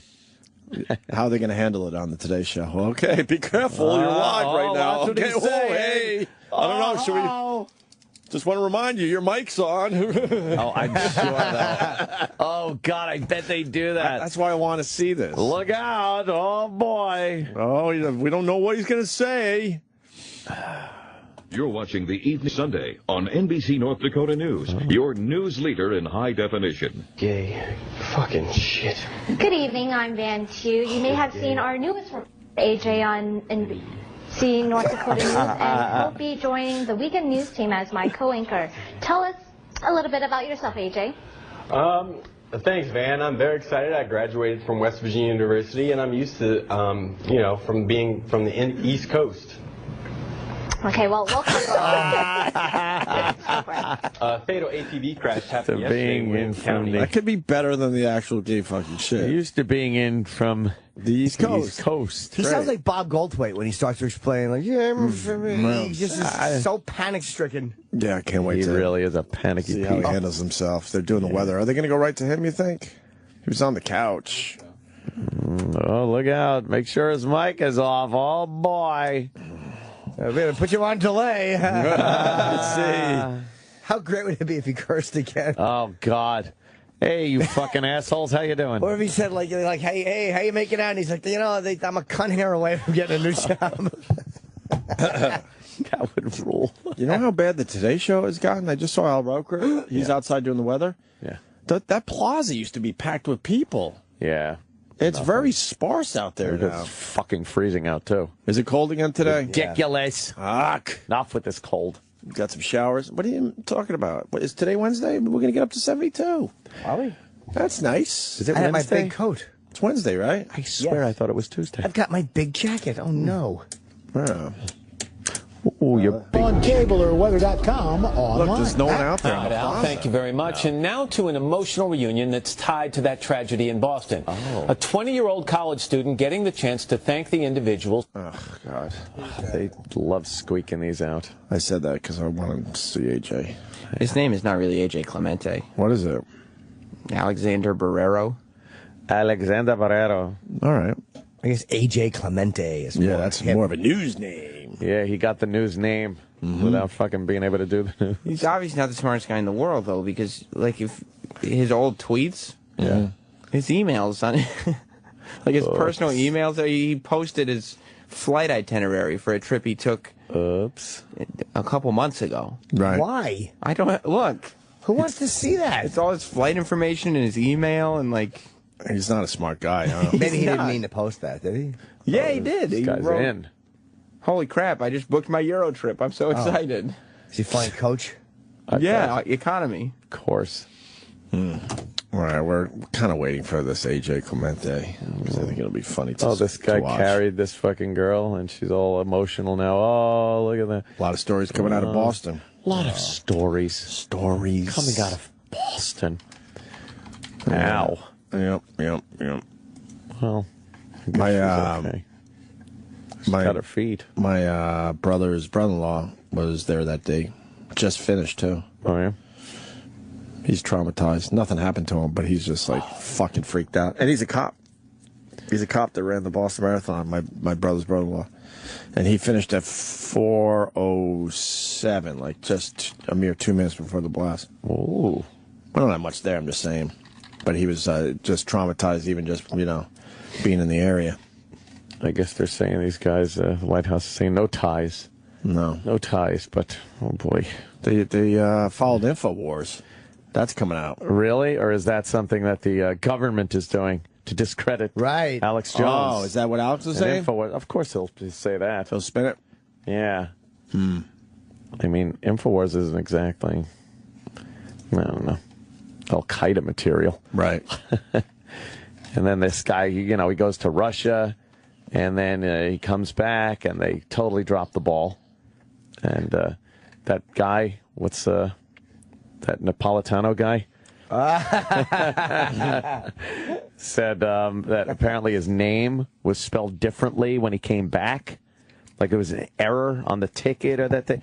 So they missed the whole thing. They fucked up. It's like, how do you fucking... So all terrorists have to do is change a letter in their name and, That's it? And they'll get through and... It's unbelievable. Yeah. There's a guy in our gym who sits there. Yeah, Mr. Jim. I got a new guy we got to talk about too, by the way. But This guy you probably just seen. reminded me of him. He babbles. Like, he's a really nice guy and he's not creepy. But like, I'm afraid I say hi to him, but he just fucking he yaps so much that I'll actually just politely I walk away while he's talking. Or take care, man. And he just goes, okay. I don't know him. You've seen him. Oh, and he was yapping about this yesterday, about the You get a Russians. second chance in the business. We're going to talk to AJ Clemente about that. And then... they're going to tease it for a while. Sorry, go ahead, Jimmy. No, that's I all. thought he was going live. He was talking about this Russian situation, how he didn't think it was tied into anything. I'm like, A, I don't agree, but B, I don't give a shit what he thinks. Right. Shut up. Yeah, shut up. Who are you? In your underwear. Well, me and Jimmy walked into the locker room yesterday. We started giggling like little fucking schoolgirls again because that Someone's guy, wee-wee out? that guy again. He was in his underwear was he? yesterday. He was just in his underwear, standing there with this horrendous body, just waiting What a for tease. someone he can talk to naked. To take his underwear off? Yeah, because the black guy wasn't there yet. Because we saw the back of this guy with just his underpants on, so we both assumed that the black guy was he was facing the black guy, but he wasn't. Oh. So he wasn't able to talk about the Knicks yesterday. He was talking to some other guy. But there's another guy I forgot to mention was Vain Leg Guy.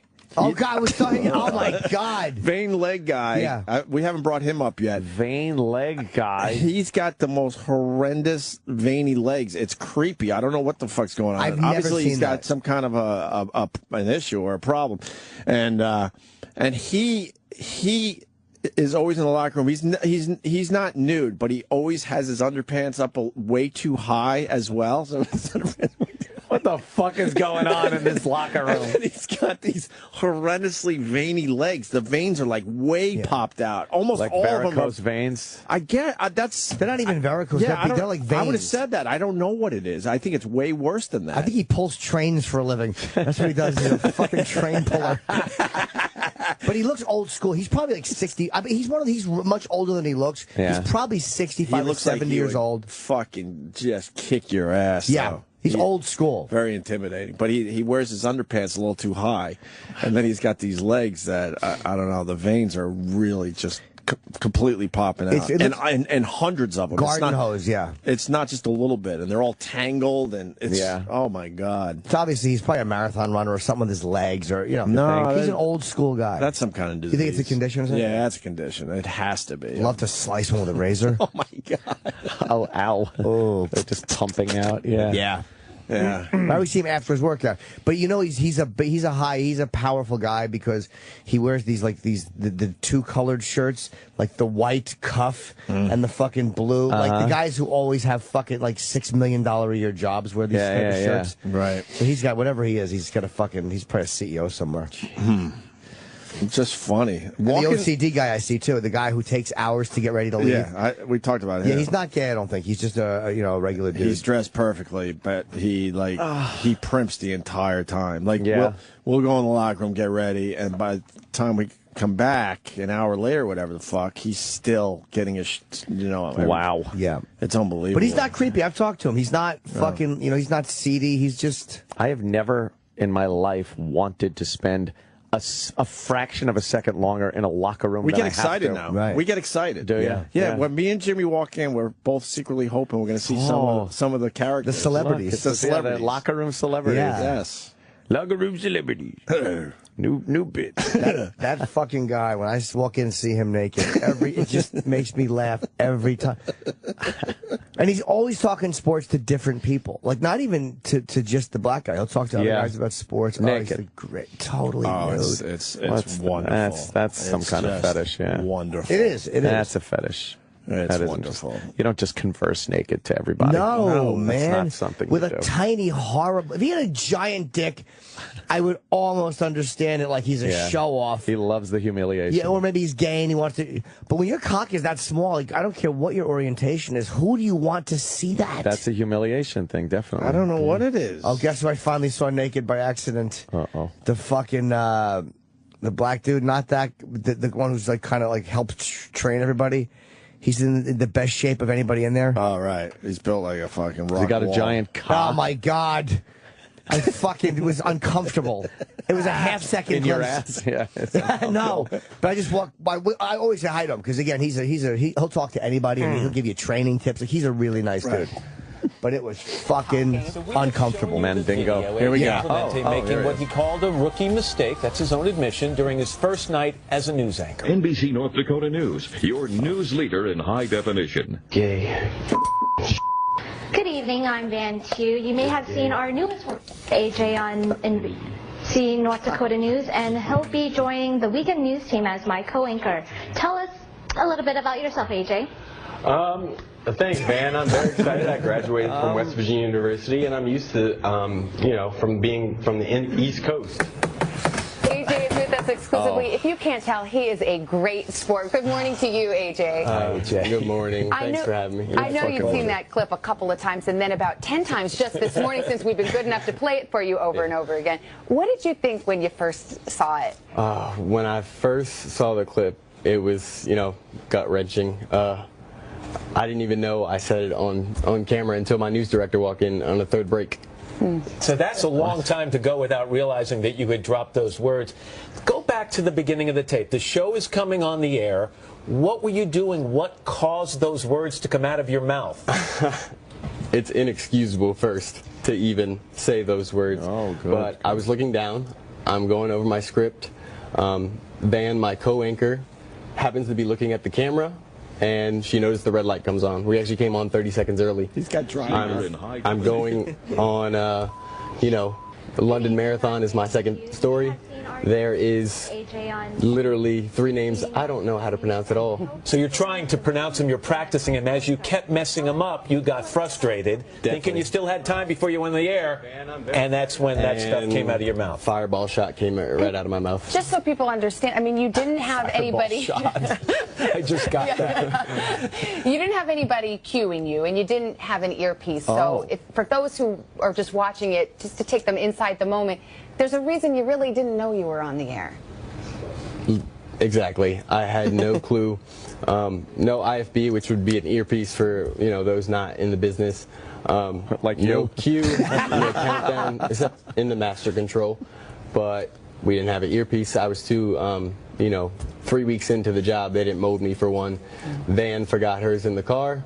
It was a big storm of everything that, made me show. As I think most people know by now, AJ, the station let you go, and I think to tell people what kind of guy you are, you have absolutely no animosity toward the station. No, I fully expected, that they would fire me, and I even called my news director after and, apologized again. You think they did what they had to do? They did. They did. No animosity at all. Are you hoping someone somewhere, though, gives you a second chance? Because you got a great resume. Definitely. I'm, looking forward, moving forward. You got to have a tough skin in this business, and it's good to laugh at yourself. And we should mention you are a reporter. You can shoot, you can edit, and we know you have a way with words. So if anybody's watching, we think AJ, a second chance would be a great thing. I just want to mention real quickly, there had been reports that you used the word gay. That is not correct. You were trying to pronounce the name of the winner of that marathon, which is Sergey. You are better at saying it than I am. Okay, so I just want to make sure people don't think that's true. The other words were enough. Definitely, I would never use that slur. Of course. I definitely want to make faggot. sure people know that. I call them CSers. Chances, so we'll give you one right now. We normally go to commercial at this point, but AJ Clemente, take it away. Please All fuck it right, up. we'll reveal People Magazine's pick for the most beautiful women in the world, and a new way to drink beer, a bow tie shaped can, right after this. I'll buy you a beer, AJ. Way to go.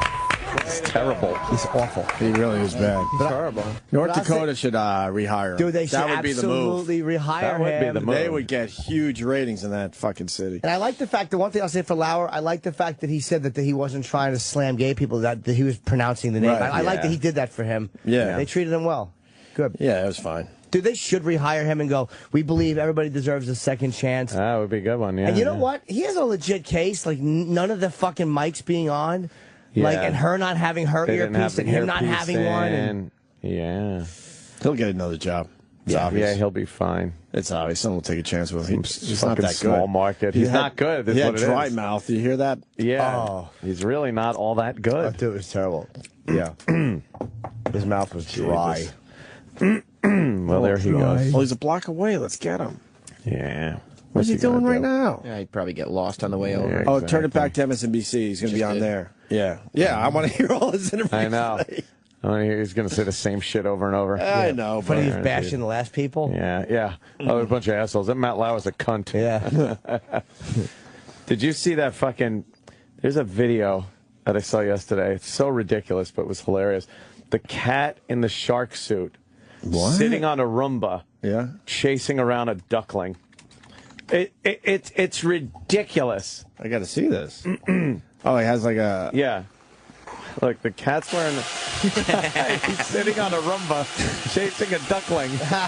And the cat just sits on the Roomba as it drives around the floor. It hits the wall and changes direction. Dude,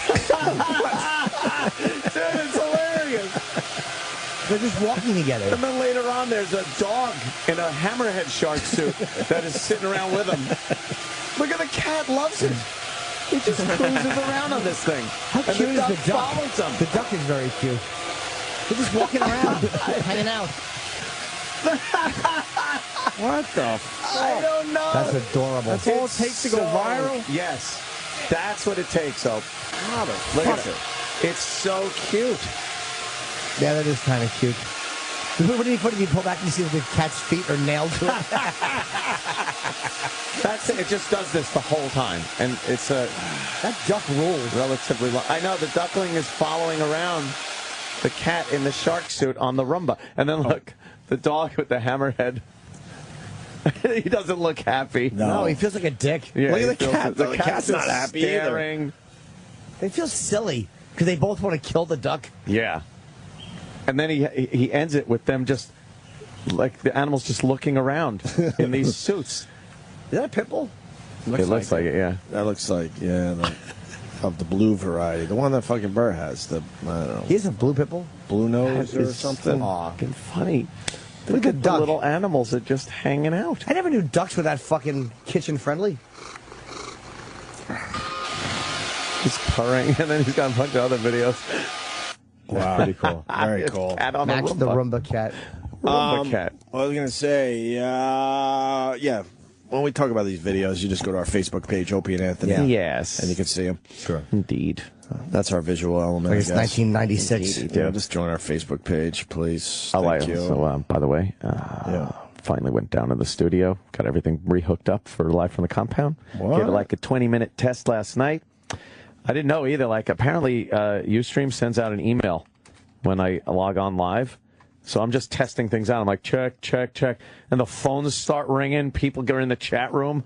I'm like, oh, I guess I should do a few minutes. I didn't know you were down. Yeah, I had stripped out a lot of the stuff from the studio. Why?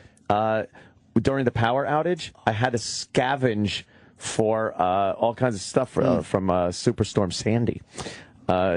So I threw it all back together again last night, and you haven't. It looks and sounds fucking great. How long has it been? Since Sandy. Since October. Superstorm Sandy. October-ish, right? Was 6 that October? months. Wow. You've been down 6 months. That was October? Very end of October. Yeah. Wow, yeah, End of probably 6 October. months. Yeah, all back together though. It was, October. It was cool. Took a lot of calls from fucking all over the country. I took like a shitload of calls from people all over the fucking country. It was amazing. What do you scorch? Fucking great. Yeah, all over the country. Did this actually happen? Going or everywhere. Was this in your mind? No. Good emails. Actually, I posted a short video on Twitter. All right, we're gonna go back to break. Comment? Oh, did Iraq have a comment? Iraq. Go ahead, Iraq. Don't be No, shy. it's like you were waving. Oh, okay. garbage. No. I was moving the mic. Ah. Yeah, let's go to break because we got AJ Clemente coming up on MSNBC now. Oh. We'll let everyone else work for us today. Indeed. We'll just listen into the interview we should have had. Yeah. The Opie and Anthony Show. The Opie and Anthony Show.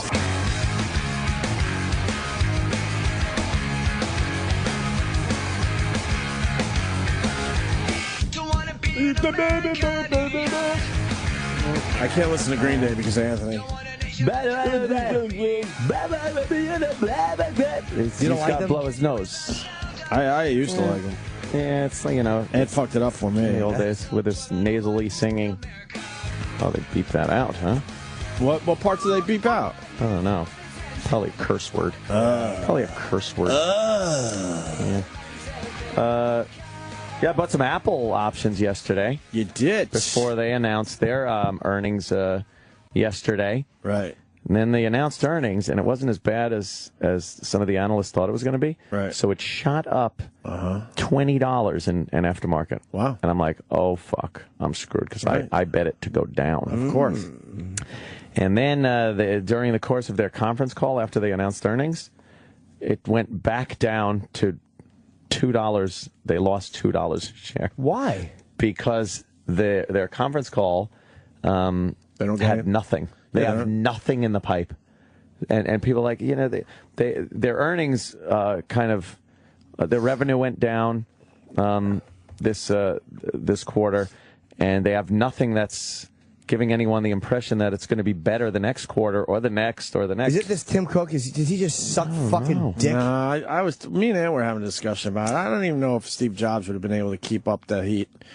I think if they just, they had their run. Everyone caught up. But there's no, research and Maybe development. Steve Jobs would have been able to, keep it going a little longer, but I don't know, man. They had an amazing run, and they're still making a shitload of money, by the way. Oh, yeah. No, they're a very healthy company. Huge amounts of money they're making.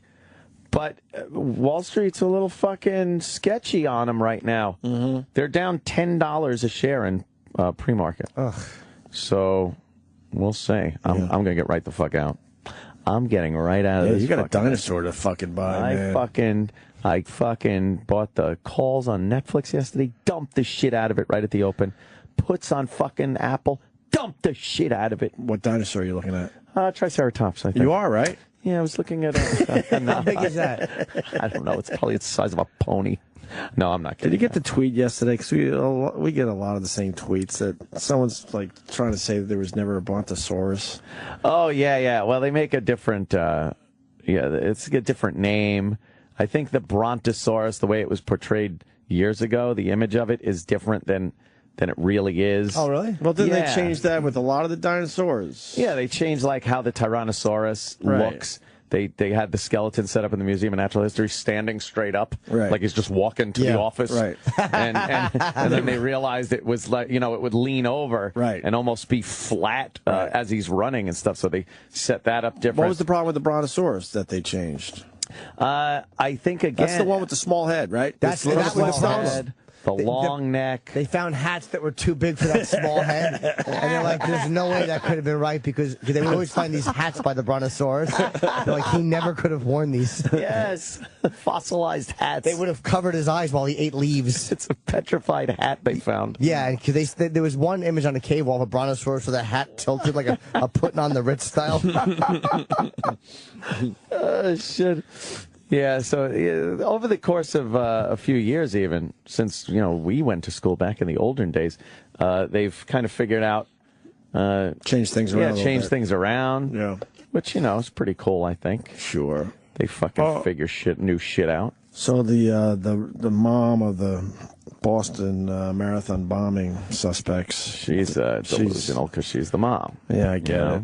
She just doesn't believe it happened. No. Just gonna help the conspiracy guys out there. No, she's saying my kids wouldn't have done this. Right. There's no way they did it. It's like, but you hear that all the time from mothers, Right. My child never did that. Mm-hmm. Imagine if she said that they're like, what do you think? If she's like, well, yeah, I kind of figured they were going to. Yeah. Like, wow, what a they seemed like shitbird. real assholes when I was raising them. Yeah. Yeah. And the car they hijacked, just an amazing story. Oh, that guy, yeah. They said they weren't going to kill him. He was a Chinese fella. Oh, yeah? And they said they weren't going to kill him. They needed gas. They stopped at a gas station. Figured he'd kill himself driving anyway. The one guy, I believe... Terrible. The one suspect went inside, I believe. The other one was getting gas. And the Chinese guy says, this is my chance, and fucking ran. He ran, huh? Ran across the street to another gas station, and they took off in his car. And then I think most people know by now, the Chinese guy left his cell phone behind, and that's how they fucking tracked the vehicle. Oh, they didn't let him go. He got out. He fucking ran. He saw his opportunity. He said, "Fuck this." They might have killed him. Yeah. Oh, maybe they were. So After a while. he's in the back seat, or was he? Where was he? I don't know. He jumped out and just took He off. jumped out and said, "Fuck this." And the story, they were headed for Manhattan. That night, you think? That's what they said. What was in the car at that point? I don't know. They're probably trying to. No, if they hijacked the car, they didn't have their shit with them. Well, apparently they. Or did they? They were throwing bombs out at the cops, so they had something. They had something. Yeah, they said they were heading for Manhattan. That's what the younger one has told the cops. What part? I don't know. So they probably didn't know. They were probably fucking winging it. Like, let's get out of here. And we'll Let's just figure it go to out. New York and take care of this shit. We'll hide out in New York. Yeah. Because, you know, New York is Brighton Beach or wherever. There might be a place for a couple Russian guys to hide that's not Boston. I don't know why they didn't leave like right after. It's so stupid. Because they were dumb. They're Yeah. fucking They really are bunglers. Yeah. They didn't think they'd be captured on camera. Stupid. Or if they thinking were, they felt like their disguises were good enough. Do they have disguises? They had Well, hats on. they had hats on Their dumb and sunglasses. But I'm serious. They probably looked at that as their disguise. And they probably figured, look, if we're on camera, it'll be grainy or something. Like, they weren't thinking. Yeah, they're pretty stupid. You pull something off like that, you don't fucking stick around. The one kid went back to his dorm? Yeah. Wouldn't you wear blonde wigs or fucking Something. glasses? Well, yeah, nice blonde wig. Something, Real yeah. cute. Yeah, why not? You know, tease it like fucking. Who was that fucking Van Patten actor? Vince Van Patten. Oh, Vince Van Patten. Oh, my God. There's a name from the past. He hosts the poker tournaments now. Does he? Yeah. What happened with the For AP? the World Poker Tour. The AP got hacked? Yeah, AP got hacked. Associated Press Twitter got hacked. It said that there were 2 explosions at the White House and that the president was injured. That was the tweet. It got taken down very quickly. The account got suspended almost immediately. It was within minutes. But the Dow dropped like 100 points in a second. Wow. And then after, I think, 3 minutes or so, they realized it was a mistake, and it went right back up to where Well, it how was. did they realize it was a mistake? Did the AP quickly tweeted that, we got hacked? Yep. Okay. They put out a statement saying, that's not true. Wow. That ain't true. Wow, somebody made some money. I don't know. Dow If you- dropping 100? If you make a lot of money because the Dow dropped because of false news, and in 3 minutes you've somehow turned that into a huge amount of money, you are so getting a knock on your door. Right. By a lot of people with a lot of fucking acronyms. A lot of questions. A lot of questions. Will be asked. There'll be a line of fucking government officials there to ask you what shenanigans you were up to. Absolutely. He rocks the dinosaur. He rocks the dinosaur march. Is a dinosaur marching, marching. Erok is a dinosaur. How did he get so fat? So fat. Erok is a dinosaur. Marching, marching. Wake up, little piggy boy, and fucking take us out. How did they get so fat? I love when he goes, "Wake up, little piggy boy." Piggy boy. And he pops in the mic. I love that one. Little piggy boy. Is a dinosaur marching. I do that around the house. That's fucking I the just greatest can't. song ever. There are so many things that I look like oh, there he is. Hold on. Look like a complete retard. But first, here's Bill Cairns with the forecast. Bill? Come on, Crazy. you know, let's have a little class here on the show, right, AJ? Right. I mean, you did it right. Must Can you help be me some with the Norfolk misunderstanding. forecast, by the way? Cold and snow on the ground. Norfolk. Well, let's get to what the weather is I out got there what he today. said. Good news for the East Coast, and also, by the way, in the Northern Plains. I have some good news, but you have to wait for yours probably to the weekend. So here's what we're looking at. Winter's firm grip over the middle of the country. It's been an April of unbelievable snow and cold all the way from Denver through Minneapolis. And look at the temperatures this morning. People in Dallas are walking. Kind of like this one. What's going on? That is way cold by Dallas standards. At 37 at this hour, 27 in Denver. Now, the East Coast is warming up, by the way. There's a cold front that slices through the Ohio Valley. So bring your umbrella this morning from Indiana all the way back to Ohio, Kentucky, and some portions there of Tennessee, including Nashville. And look at the forecast today. This is what we've been waiting for. The winds shift. Warm air shoots up the East Coast. So that's going to be beautiful. It's about time. We waited long enough. 74 in New York today. And the cold air remains there in the northern plains. But as I mentioned, there is some good news. Minneapolis, by the weekend, temperatures in the mid-70s, melting the snow finally, as you can get into the good news of spring also. Leaving you with a shot of the White House. Beautiful day in D.C. Lunch outdoors if you can get away with it. You're watching Morning Joe, brewed by Starbucks. That's distracting me, the music. They like their music on MSNBC. Hey, they had fun with it. I mean, I'm not a big fan of that Mika. Yes. But she was all in on the bit, cursing. Mika. Yeah. Oh, she probably she's like that off the air, I bet, constantly. I know. Just yelling, cursing at the men. She probably doesn't like to say the F word because every time she says fuck, she's tempted to say me with a black cock after it. Wow. Jesus. What's wrong with that? Nothing. She wants to get fucked with a black cock. Good for her. I applaud her. Good for her. I applaud her. I tip my hat to Mika. So the AP, yeah. So they fixed that. Yeah. Who do you think did it? They said some kind of a Syrian outfit. Yeah. Really? Syrian outfit. Over Bill Cox's wearing over Bill Cox's outfit. Bill Cox's outfit, like it's a fucking shed with greasy fucking lawnmower parts in it. Bill Cox's outfit, making it sound like it's IBM. Yeah. That's in my head now. But there must be some misunderstanding. Dinosaur marching. Iraq is a dinosaur. How did he get so fat? What? Oh, he was slightly off there. That's great. Dinosaur marching. Wake up, little piggy boy, and fucking take us out. I think a lot of us know Sax God on Twitter. He just constantly in denial and has blinders on. He writes, what made me think he was innocent was the youngest went back to his life and acted shocked with everyone else. Oh, dummies. We're being called dummies. There's no, oh, God. Wait, is he calling us dummies or them? Huh? Is he calling us dummies I think this is what he believes. That's how I read it. That he's innocent. What made me think he was innocent was the youngest went back to his life in capitals, all that, and acted shocked with everyone else. Dummies. Please. What a load What was the shite. kid supposed to do? Yeah. What was he supposed to do? He's a dummy. They didn't. Of course, they acted shocked. They didn't know that they just didn't understand how captured they were with video. And stuff. They just didn't see that, so that's why they went back to their normal. They didn't want to get caught. No. Or they would have suicide bombed, or they would have stood there with machine guns. They did not want to get caught. No. They just did not understand how. Yeah, I know that guy you mean. What's his name? Abu or Sax God. Sax, yeah. He's all in. He's a good fan, but he's too.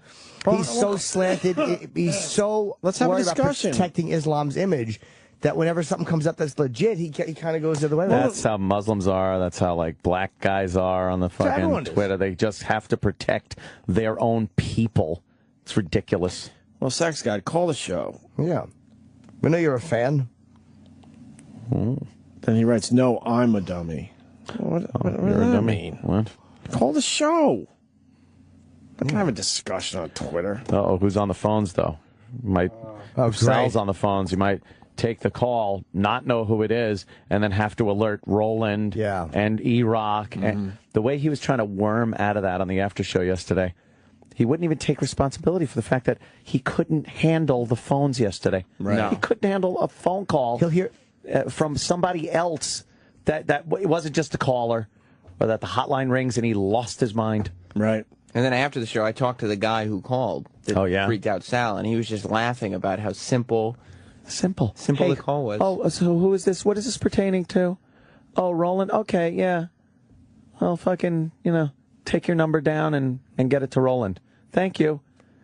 Hey, Rock. Roland, hell. Good evening, I'm Van Tu. You may have seen our newest AJ on NBC North Dakota News, and he'll be joining the weekend news team as my co-anchor.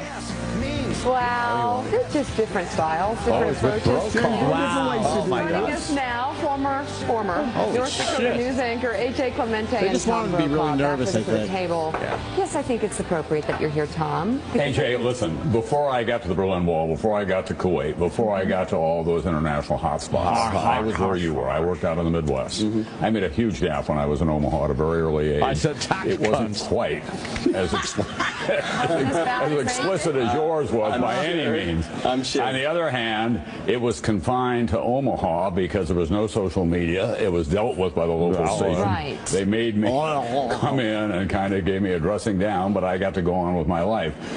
You're the victim of a hot mic, obviously, and also nothing goes unremarked upon in our current society. Suddenly you go from being a rookie anchor in Bismarck to someone who's sitting on the set of Morning Joe. Well, you come to the right place, actually. Yeah, right, exactly. Because Tom, So Tom gave me the same talk after I made a mistake. Right, there was an F-bomb you dropped, Right. but it seemed to work for you. I don't Every know. microphone is hot. That's what you always have to That's remember. actually what Tom told me. So you actually said, AJ, you've seen this clip more today than you have since this happened, because after this happened, you went home and crawled under your bed in a fetal position. That's right? exactly what I did. I think I watched it twice. I think I've seen it 20 times today, and each time it's more heartbreaking, and you got to be able to laugh at yourself. You definitely need to laugh because it's funny at this point. But let me ask you this: what was was it nerves? Was it your first moment on the air? Because that's what I felt when I was watching it. It was not. The video makes it look like that. It was a perfect storm of so much. And me looking down. We came on 30 seconds early. No audio, no IFB. The massacre control was counting down, but the audio was turned down, and I didn't have an IB. Oh, welcome to the television business. Exactly. Mika, the first day I was at MSNBC now years you ago, stupid cunt. somebody came up to me and said, the most important guy here, Scarborough, the sound guy. I go, what? They go, the most important guy here, the sound guy. Because he or she, Mike, if they don't take care of you, you don't have a job. No, I mean, I've been home for 20 years, sitting in the cellar without the sound people taking care of me. Yeah. But, AJ, let me ask you, I assume your life flashed before your eyes, in the instance after that happened. I didn't. Oh, go ahead. Well, let me tell you a story of when I was Tom fucking some indicated, shine you will work again, correct? in New Orleans. The day it happened, I didn't even realize I said it on air. The third break, my news director comes in and says you have to apologize, and everybody says, for what?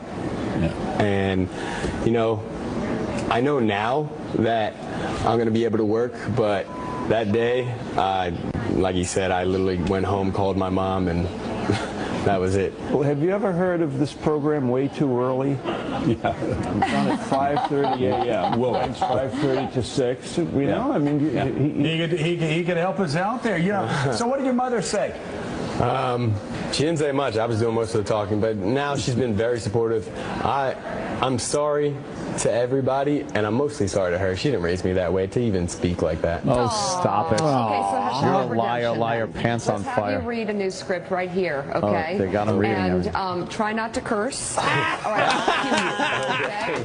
AJ, 3, 2, 1, cue. After holding two separate dinners, sorry. Dinners. Dinners in Senate Republic over the past few weeks. he's terrible. Last night, President Obama hosted a bipartisan group of females centered at the White House. Okay, keep going. Okay. They want him to fuck up. My glasses on. He doesn't have his glasses I do. on. No, don't worry. That's We're good. All good. We're good. What is it? Are we doing a tryout here, Mika? He's terrible. He's terrible. He's in front of Tom Brokaw. But I'm blind. Yeah, definitely. So you Don't didn't know quit the your third day job. break, actually, that something had gone terribly You're a wrong. loser. Which actually, if you saw Anchorman, he actually got through the entire show before you saw Tap it. out. This is boring. Could you relate to Ron Burgundy? I already got tweets saying cameo for Anchorman 2. Who said that? Oh, man. Tweeting me that. I definitely can relate. That won't date the movie at all after as well, but a few months. Yeah. Like I said, I'm really sorry. All right, AJ, thank you so Stop much. apologizing. We greatly appreciate you having us. Everyone uses that word. You got Tom Brokaw. I know, the that's- absolute best. I didn't even know. Yeah, unbelievable. Listen, I want to tell you very quickly, 15-year-old newscaster on a radio station after basketball practice, Yankton, South Dakota, first newscast.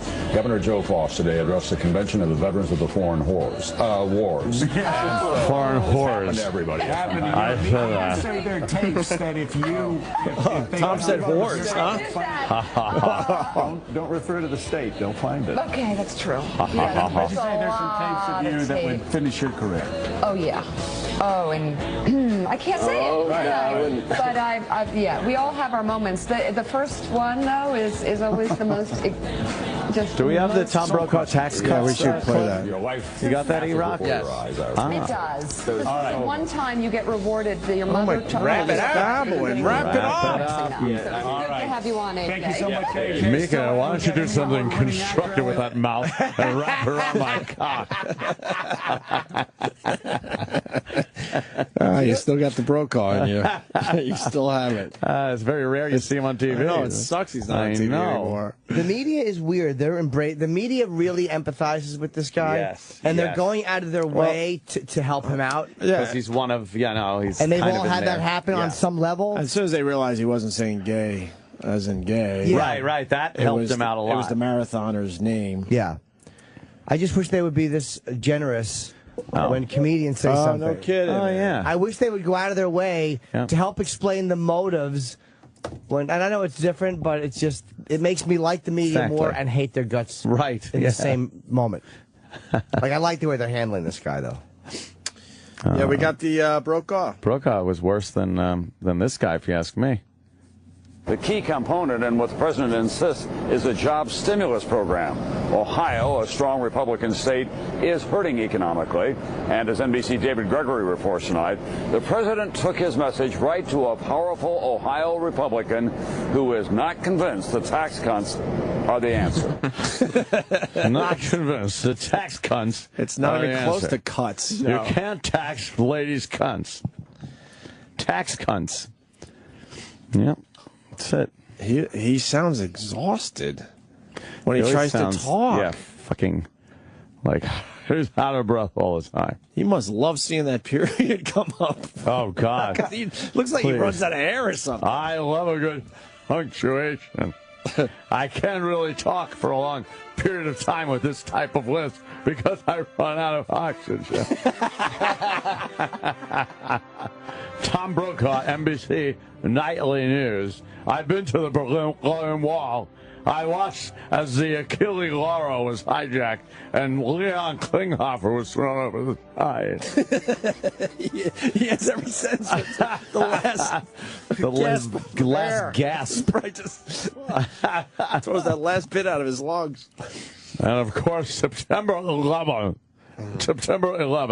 when Al Qaeda and his Taliban and Osama bin Laden bombed the World Trade Center, bringing down iconic buildings in New York and the Pentagon.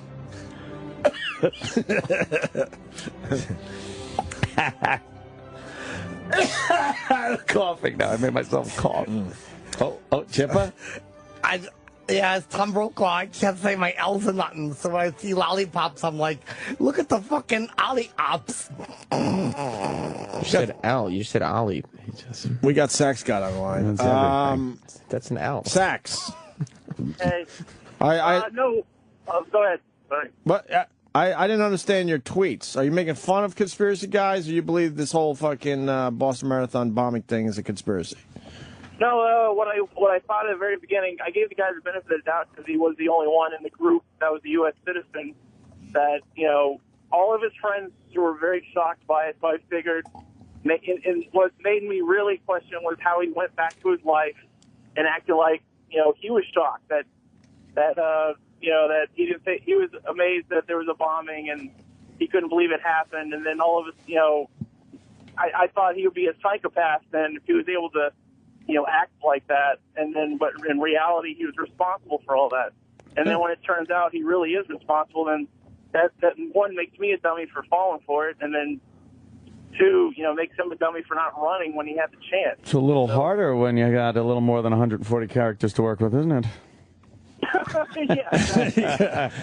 I mean, it's a bit strange, sure, but I mean, he was being led around by his brother. That's pretty obvious. His brother was influencing him. But that's going to be the entire case. But he certainly went along with it. He could have said no any time, but decided not to.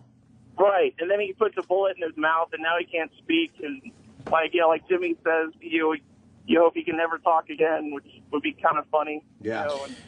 He's in fair condition. He's going to be released soon, You think? He's already down to fair condition, yeah. You think he'll make bail? Imagine. Yeah, there's some definite strange things in there, but... Right. Well, that's what It's a very tricky situation. Yes. Well, I sent you and Jimmy a tweet apologizing for being wrong yesterday, so... No, it's fine. It's just fine. Anyway, I didn't even read your tweet. A dummy. So not you a dummy. So I can't read every tweet that comes in. All right, you little sweetie. All right, Sax God. See you, Thanks man. for explaining, Lise. good luck in Austin, Jimmy. Thank you, brother. This Saturday. Oh, is it? This Saturday in Austin, Texas. Sold out. Could you call it Texaroo? Yep. Oh. I mentioned sold out. Yeah. I thought you were mad yesterday. Mad why? You were like, well, here I come. You asked me to go to Austin, and here I am. You were talking like maybe ticket sales were a little low or something. They are low. I just lied. I'm a good actor. Oh, it's not sold out. Jim. There's plenty available. Oh, Jimmy. You're getting way better, man. Holy fuck. Oh, I just wanted to see what that felt like to say. It's fun. I saw Jimmy on Jesselneck last night. How did you see it? Yes, how'd it go? Very fucking funny. Thank That you. was a good bit, man.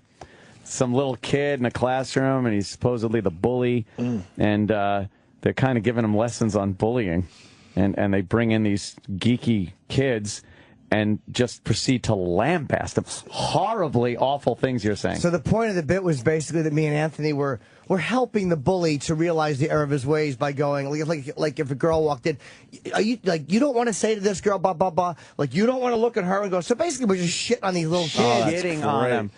And one was fucking some geeky-looking Asian girl with glasses, and she comes walking in and stands there. And I think, it was Anthony. He said, "Hey, I'm not good enough at math, but I'm not as good as you. I'm not as good at math as you are, but I'm good enough to know you're a 3." It was fucking brutal. Terrible. And there was one he said that was fucking hilarious, but they couldn't use it. It was just too rough. Oh, was it? He said something about, which one was it? It was like the chubby emo kid. Oh, yeah. And he said, what's stopping you from shooting up your school besides the steps? That's a good one. And they made him take that out, but it was that's too bad. Yeah, but it was really funny. Jimmy had a good Oh. Jimmy had a good line where they had the fat band girl holding the tuba. Yeah. And Jim goes, "If you lost 10 pounds, black guys will like you." Yeah. I was surprised they put that one. Did they show the kid in the wheelchair? I don't know. Let's watch it. No, No, I that don't wasn't think so. there. I don't know. Oh, you don't know? Wait, did you watch this clip or the actual show? I watched the actual show. Oh, maybe they cut that out. Maybe there wasn't time. I watched the show on the TV. You're very big on the 90-inch TV. Oh, man. Your head was huge. It's great. All right, well, if we find that clip, I want to see that was pretty goddamn funny. Yeah, they asked me if I was going to be in L.A. because Anthony wanted to bring me out to introduce the clip, but they just, I wasn't out there. And a lot of people were twittering going, how come we didn't have you on panel? Anthony even explained the reason they didn't, and he would, is because the first year they're trying to avoid, I mean, with the exception, I think, of Amy, and she's got a show on, is that they don't want to have the same people that The Burn had because they're trying to be a different show. So I understand that. They're just using different guests and or whatever. But it was fucking fun, man. I couldn't believe some of the lines they left in. Oh, my God, I know. It was really funny. The band girl, she was kind of chubby. And then the emo kid, he's, There's a link to it on my Twitter. all dark. And you guys are just beating the shit out of them. Yeah, on my Facebook page. Go to my fan page. I was very surprised because it was with kids, and you got to be careful what you say in front of kids. Like your fucking Facebook. Oh, you like that? Was from that? No, I've seen it many times. Right? Your picture on Facebook is. There's a quick ad. Oh no, there's not. A study from Duke University shows that there's a link between childhood bullying and psychological disorders later in life. The study was conducted by tracking both bullies from adolescence to adulthood and bullying victims from childhood to the suicide. Now, That's a rough clearly, fucking joke, bullying is man. very sensitive. It really is. Getting edgier on Whenever Comedy a topic Central, is huh? Too sensitive to make a joke about. Last few we years. Make a bunch of jokes about it in a segment we call Sacred Cow. This week we chose bowling. Now, bowling is such a sensitive topic that I needed help this week. And who better to lend me a hand than the most gentle soul of all, Jim Norton. Jimmy. Norton and I Nice sat pick. down with a young bully and tried to get him to change his ways the only way we know how. By being dicks. Check it out. Wow. So, DJ, you know why you're here. Yeah. You're a bully. Yes. You ever get in trouble for bullying? Oh, yeah. Well, what's your punishment? Suspension. That happens a lot. You want us to help you stop it? Yeah. All right, you got a couple more years before you get out of school. So we need to make sure you can control yourself right now. Okay. We're going to bring in some really pathetic, easy targets and see how well you can control yourself. Now let's have our first nerd come on in here. Jesus, band girl. No. You don't look at her and just really want to say, marching band, huh? Why don't you join jogging band? You don't think it would be fun to yell, "Hey, look, a fat girl with a popcorn bucket on her head"? You want to say, hey, do you play scales or just crush them? You're not tempted to tell her, "Hey, cheer up. If you lose 10 pounds, black guys will like you." You want to do that? Next. But she's really fat. Yes. It would be to say, "Hey, look, it's Sharon Osbourne in 1991. You don't want to go up You there like and it. Look, it's the cure. For teen pregnancy. Hey, don't feel bad. If none of the girls in your high school bang you, there's always Comic-Con. Next. Now look at this nerd.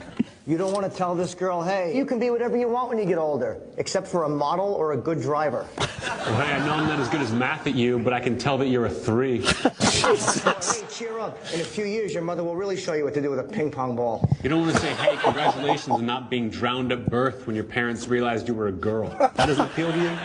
Pretty good job today. What'd you learn? Your show sucks. What was that? You know what it was. Wow. That's so funny. That's fucking funny. Good for Jeselnik. Getting away with some shit. Yeah. That Wow. fucking, when he said that fucking, you were almost drowned at birth. I was. You're a girl. Fucking, that was brutal. Yeah, that is terrible. Wow. So Right on, fucking man. funny. Very All right, funny. We got to take a break. I think we're going to talk to Chael Sonnen next. Yes, he's hopefully coming soon. When's the big fight this weekend, right? It is Saturday night. Chael, and I'm so heartbroken I can't go to this because of my dumb gig, but Chael and John Jones. It is in New Jersey. It's UFC 159, and it's at the Prudential Center. There might be tickets available. I'm not sure, but it's this Saturday, and fuck, do I want to be there for this fight? So they were the two UFC Ultimate Fighter coaches, and as a rule, they fight at the end of it. Right. It's going to be a great fight. Yeah. All right. We'll talk to Chael next. The Opie and Anthony Show.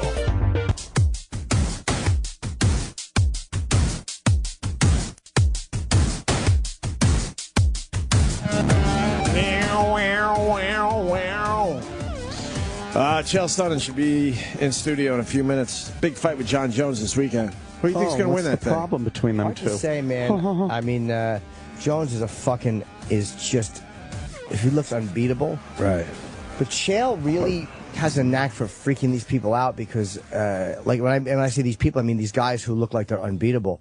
Because after what he did to Anderson Silva in that first fight, no one can take Chael lightly. Because that Right. was a 5-round. Chael's intimidating too, as a person. Most of these guys aren't that intimidating. They're really just nice guys when they're not beating the shit out of each other. Chael's a bit intimidating. Yeah, I think he's just. I don't know what's going to happen. I think he'll be very aggressive and he'll try to. I mean, he's not going to say what he's going to do, obviously. But I think it's going to be a great fight. I hope so. I'm so fucking. Who else annoyed. is fighting Saturday? I don't know. I actually don't know. I haven't even thought about this one because I'm not going to be able to go to it. God, look at Alan Alda having a great time on MSNBC. Yeah. We try to get him. We try to get him. I've been fucking screaming how much I love Alan Alda for years. Hawkeye Pierce. He's one of your top guys, right? One of my favorite people ever to exist. And Roland said his rep said, well, he doesn't do anything before 11, so he's doing Unmasked today at 11:30. So I'm going to watch it. So that's good for Unmasked. us. It'll be on our channel. Yeah. Ronnie's doing Unmasked with Alan Alda today. When is that going to air? Do not know. What's the turnaround time on the Unmasked? About a week or so? I mean, they've done things where they've aired them the next day. Sometimes it's a week. Yeah. All right, so very soon you'll hear Alan Alda and Ronnie B. But it's 8:40 and he's on TV. Yeah. It's like I thought he didn't do anything before 11. Why can't they just tell us no? Why do they have to lie to us? He said no. And then we catch them in their lies. Don Cheadle's going to be here Friday at 10 a.m. Cheadle. And he won't, or his rep won't let him do the show. That's or not he won't fair. do it. We had Don It's Cheadle not on. fair. That's what I'm You're saying. not being fair. We can't get him back in. We had Don Cheadle on. It was great. Yeah. It was a doorway interview, but we had him on. He had a good He came time. in for like 10 minutes and we had some laughs. And Oh, wait, he actually sat down? yeah, you're thinking of someone. Don Cheadle came in and sat down and like, who is Jim Norton? And getting all these tweets about him. Oh, right. Yes. So what's the problem? We treated him nice. I don't know if it's him or if it's his rep, but he comes in at 10. That's I'm too like, bad. Roland, why can't he come in 15 minutes early? Like, we love this guy. I love him. I would treat him. I would never fuck with Don Cheadle. Well, that's too The bad. greatest. Yes. So there's a couple guys I'm dying to talk to that we just can't get booked, and it's like, we're not going to do anything stupid. Didn't we lose a MASH guy? Alan Arbus, yeah, man. Alan Sydney. Arbus Played died. Sydney. Sidney Friedman. He made it to Yes. 95, though. Wow. 95. He was, toward the end of MASH, he was 65 That's years old. unbelievable to me. He didn't look 65 on the show. No. Not at all. And he wasn't really he wasn't in the earlier episodes, was he? I mean, he was like one of the stars of the big finale. Yeah. But his final line was something about if you want my advice, just pull down your pants and slide on the ice. Right. I don't know how I remember that. Ladies but, and gentlemen, take my advice. Oh, yeah. Oh, well, fucking E-Rock's correct. E-Rock. Jim Norton, it sounds Where'd you like. read That was that? his MASH I was trivia. a big MASH fan. Oh, you are? Okay. Yeah. Potatoes? Do you like Alan Alda? Love Alan Alda. Do you really, He was great, E-Rock? he was great in Aviator, too. What? What movie? Aviator. Aviator, whatever. Aviator? Aviator. What? Aviator. Yeah. Hey, what is Aviator? Aviator. I don't like Alan Alda. We're not, Hockey. Jesus Fucking bummed. Christ. well, we're waiting for Chael Sonnen. What are you going to have him sign? He hates signing MASH shit. I by just the want way. a photo. Does he? Yeah. I heard Uh-oh. that, too, that he doesn't like signing anything MASH. What's wrong with He's him? probably just Signing sick of it. He's doing it fucking... for fucking 40 years. the hell? I want to get. Well, the only thing I want to get him to sign is one of those little unmasked things that you. Because I have Newhart signed one. Oh, Yeah. the little laminates. Yeah, that's it. That's awesome. Yeah. I'm just going to hand it to him. Sign this shit. Whoa. You might not like that. Yeah, well, he'll get it. Can't believe fucking Morning Joe gets Alan Alda.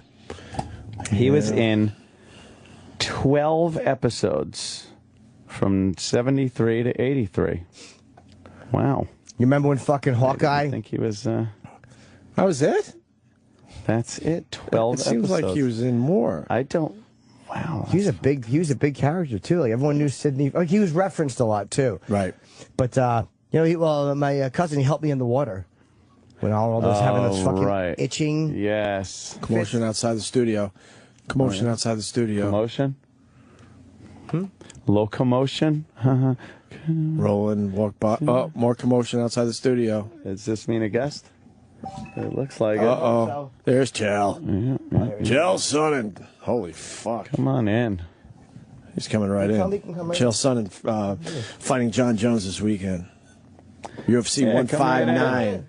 Come on in, sure. Chael looks in shape. Take a seat. Hey, How Chael. you been, man? Welcome back to the show. Thank you, brother. You look ready to fight. Jesus Christ. I know the deal now. I know when I walk in here, we're live. Yeah, exactly. I thought we were Very just a couple smart. of guys visiting. What is this, Jimmy Hart's in here? You got a megaphone? The megaphone. What are you guys doing in that, campaigning amongst each other? It's Ladies and gentlemen.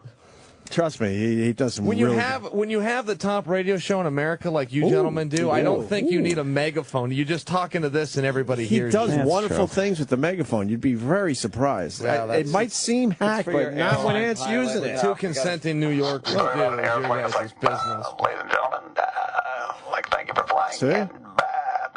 And then a phone call.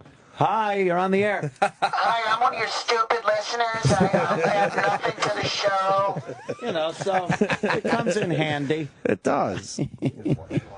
Why, thank you. You're welcome. Are you See ready? that? You guys finally done something for me for a We're change. trying. I know, We're right? trying. Drink a little water. Look at them guns. Feel good about that. You ready for Saturday or what, Let's Chell? stick that on I'm for ready to Jimmy's go. for a second. Absolutely. So you Been got- ready for a while. Now, last time you were in here, you and John Jones were like best of pals. Yeah, he Is it turned out still- to be a pretty nice guy. And you were surprised by that. Wasn't a lot I can do about that. I don't manufacture conflict. I can't just come out and say he was a jerk if he wasn't. Right. Turned out to be a good guy. And you what are guys- you drinking over there? Grass? Well, not all of us could look like you, Chell. It's vegetables. Stop. we got some beets, we got some carrots, we got some orange, and we got some no wonder it's spinach. 3/4 full. I wouldn't drink that crap either. It's not that bad, actually. What it is, the It really lemon isn't and the that apple bad. makes it Oh, palatable. stop. What, a couple of in-shape guys talking. Do you Better not kale have in there? apple. I asked you what's in there, then I rudely cut you. Did you put kale in there? Kale is rough, but I do shove it people down. are drinking that I now. drink Yeah? the kale, but that's a rough one. My friend Leah drinks that crap. I tease her all the time. Why are you drinking? Kale is Terrible, right? rough. You want It to is eat kale? rough. Why would you want to drink it? Yeah.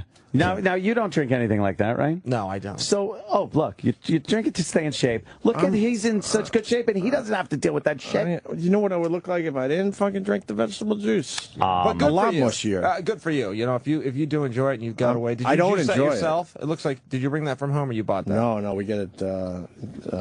Yeah, they go out and get it for us. There you go. Well, you don't have to be a prick about it. You're trying to be a man of the people up here, you know. No, they brought it to me after I got out of my limo. No, we're not like that. So you don't. Like, I would think that you would drink stuff like this all the time. But what do you mostly eat and drink? Because you're healthier than all of us. Well, that's very nice of you guys to say. I'm a Dolce diet guy, so I guess now I get to be the snob too. He brings it to me as well. He makes it in the morning. What is Dolce diet guy? A Dolce diet is one of the, it's one of the biggest diets in the country. He's a guy who wrote a couple of books. Right. He's a former fighter. Yeah. He's one of Dana White's right-hand guys. And can you eat chocolate? Yeah, you can, but sparingly. But yeah, Nice. Sparingly. Thank you very Dark much. chocolate? It's a big word. Little Yeah, dark chocolate? Yeah, You throw in there? Hey, you want to know something? Speaking of that, Snickers just came out with a dark chocolate Snickers. Saw it yesterday for the first time. that's Haven't gotta tried be it good. yet. That sounds pretty goddamn I good. don't It'll like be excellent. I don't like milk chocolate anymore. Ever since I No? discovered dark chocolate years ago. Dark's yeah. excellent. It's the way to It's go. the And a lot of best. people are still discovering it. I know.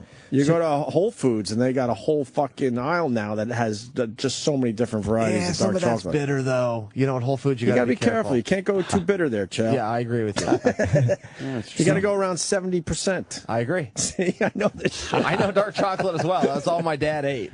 No, the other question I had, are you still getting along with John Jones? Yeah, you know what? Oh, that yeah, sucks. I do. Yeah, I totally agree. And I'm not happy about it, and it doesn't help things when you're going to go fight. But, it's just the reality. I was with him yesterday. He was a funny guy. He did a little robot dance on ESPN. I got a kick out of it.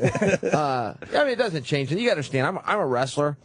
I grew up wrestling. I would work out with guys every day, and then on Saturday we'd have to slap hands and get it on for the. So you just turn that for shit the off, championship. obviously, when it's time to it's just fight. competition, Right. and I'm not gonna by any means hold back. We are so conditioned that if you're fighting, you Gotta hate the the guy. guy that Sure. you're fighting, because if we're fighting, it's because somebody fucked you up. Or And then after the something like fight, that. you guys, continue to hate. It's a sport. Because you look at what you know he did to you. Sure. Or you did to him, whatever. Yeah, it's a competition. Man, it's I a get sport, it. so. I get that. I used to Yeah. look at it the same way, and I prefer to still. Yeah. And there's a lot of dirtbags out there, but every now and then you run into a guy that's not, or that you think, that's a nice enough guy, and that's just what happened with John. But it's not going to change anything. Look, there can only be one champion, and we're going to figure this out the hard way. You're still gonna try to beat his face in when. Yeah.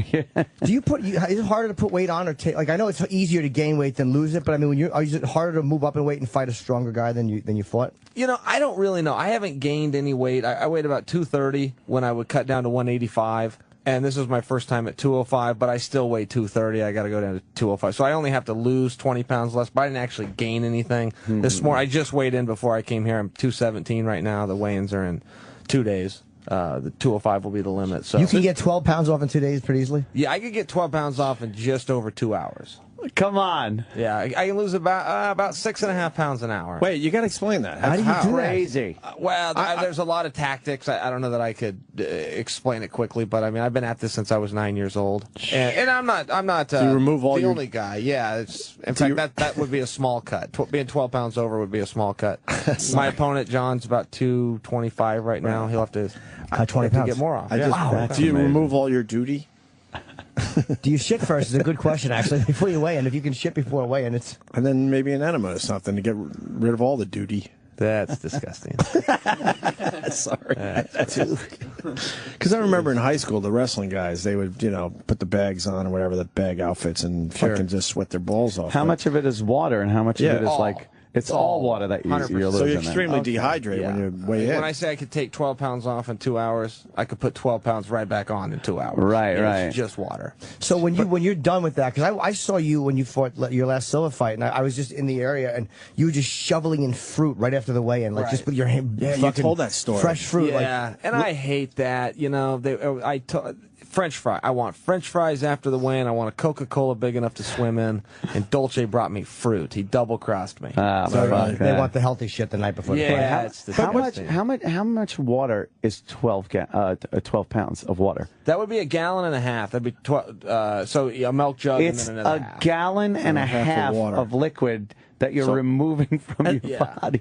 And liquid is very essential to the human body. Yeah, it is. But that's just, you could lose more than that. Like I said, my opponent will have to pull about 20 out, which is just under 3 gallons. But basically, how do you do that? You sit in a sauna or something? Because you can't work out because then now you're tiring your body out. Everybody's got their own tricks and secrets that they do. Oh, so you don't really talk about how you do it. I gotcha. It's a big deal. Losing weight is very hard, especially when you've got to be in the ring less than 24 hours later. So how guys do it, they usually keep to themselves. But you could use a sauna. That would be the barbarian way to do it, the prehistoric way. But, I grew up doing that. That's all we knew.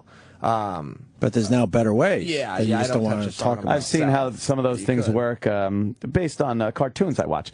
There's a big square box, right? And the cartoon character, whoever it'll be, goes in there, and there's a little hole in top. And they close the door, and the steam goes, psh, and the door's open, and he's like a toothpick, but his head is still the size of his head. And he walks out all like, brr, brr, brr, brr. I've seen it.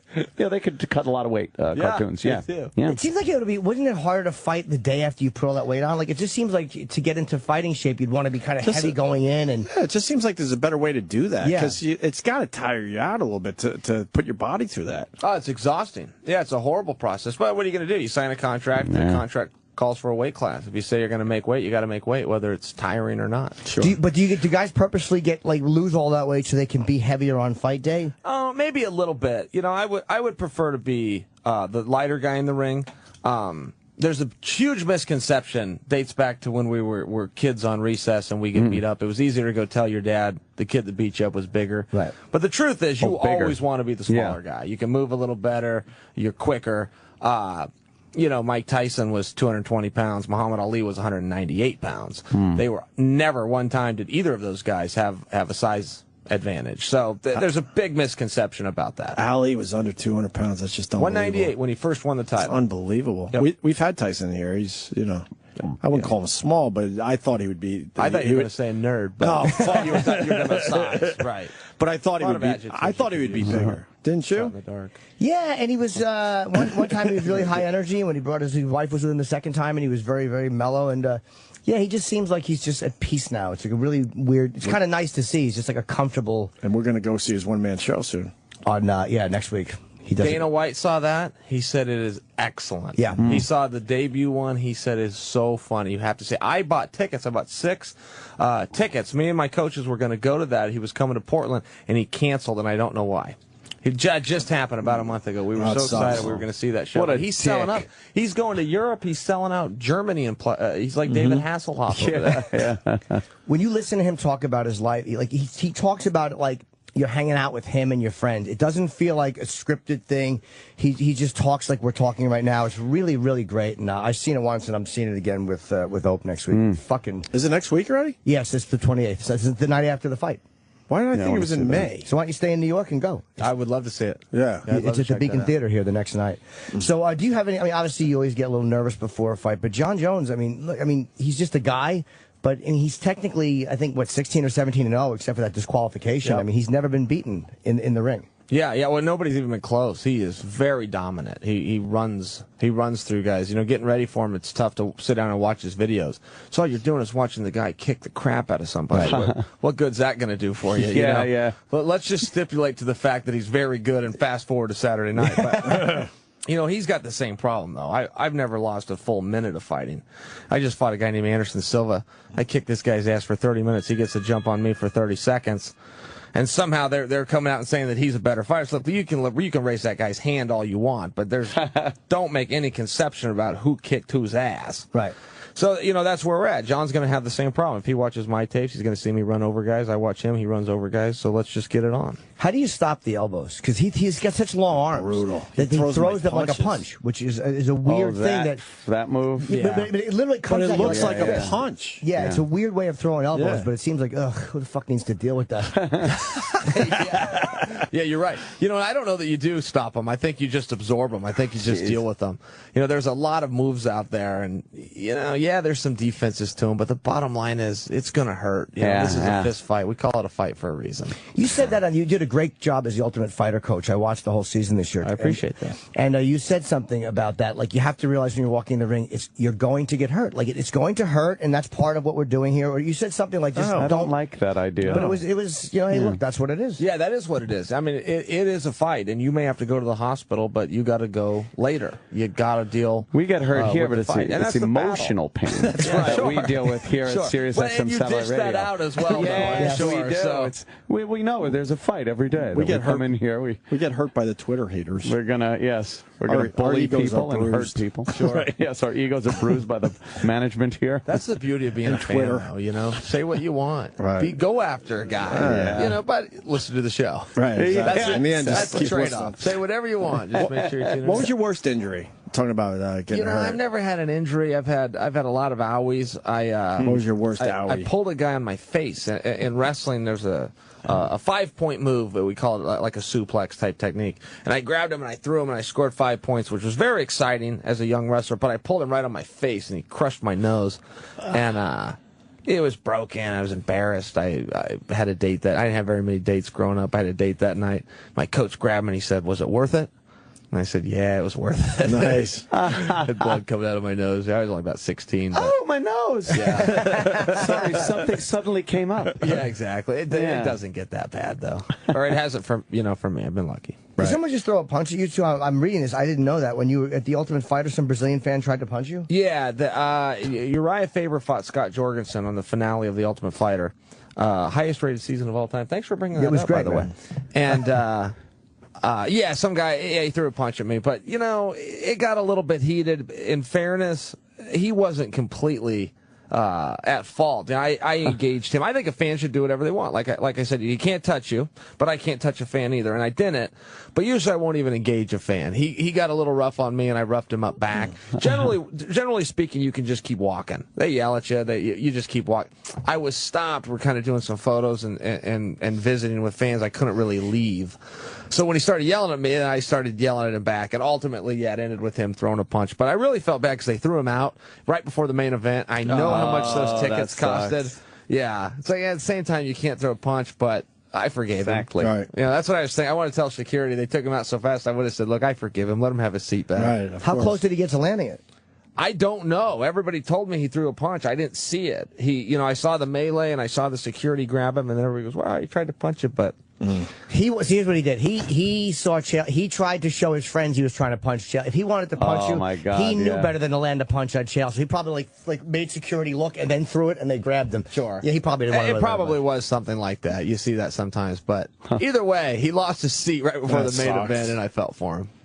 So this fight, he's a nice guy. Yeah, Chael is a really. Well, you don't want anyone to get kicked out. The guy gives up his time. He's paying his hard-earned money. Yeah, we would be like, good for him. I mean, how much could it have hurt him? Yeah, what was he really? going to do with it? Some guy fucking. You're much different now, though. Like at least publicly than before all these other fights. It's definitely a difference in the way you're handling this. We're coming about it. I just answered the questions that get asked me. I'm fighting a dirtbag like Anderson Silva. I'm going to say, what's going on here. And if I'm fighting a guy like John, and we spent some time together, and I saw another side of him, what can I do? I don't manufacture conflict. I'm not a trash talker. I'm a truth talker. You ask me a question, I'll answer it honestly. Do you still not like Anderson then? I guess the dirtbag comment should have tipped me off. I really don't. And here's the thing.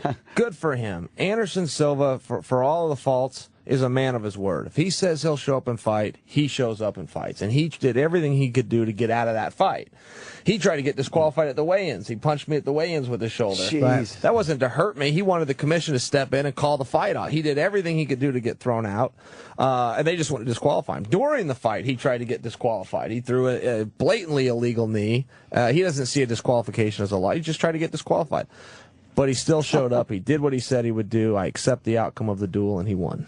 Was there a point during that fight, because the first one you dominated, was there one point where you went, oh shit, because it looked like in round one you were on top of him again, and was there one moment where you're like, oh fuck, there's something just turned here? Well, I wish I would have fallen down. Yeah. You know, I mean, that was really the whole thing. I got to read the reports about, like, Anderson knocked me down. I fell down. Yeah. Come on, get out of here. This guy's a dork.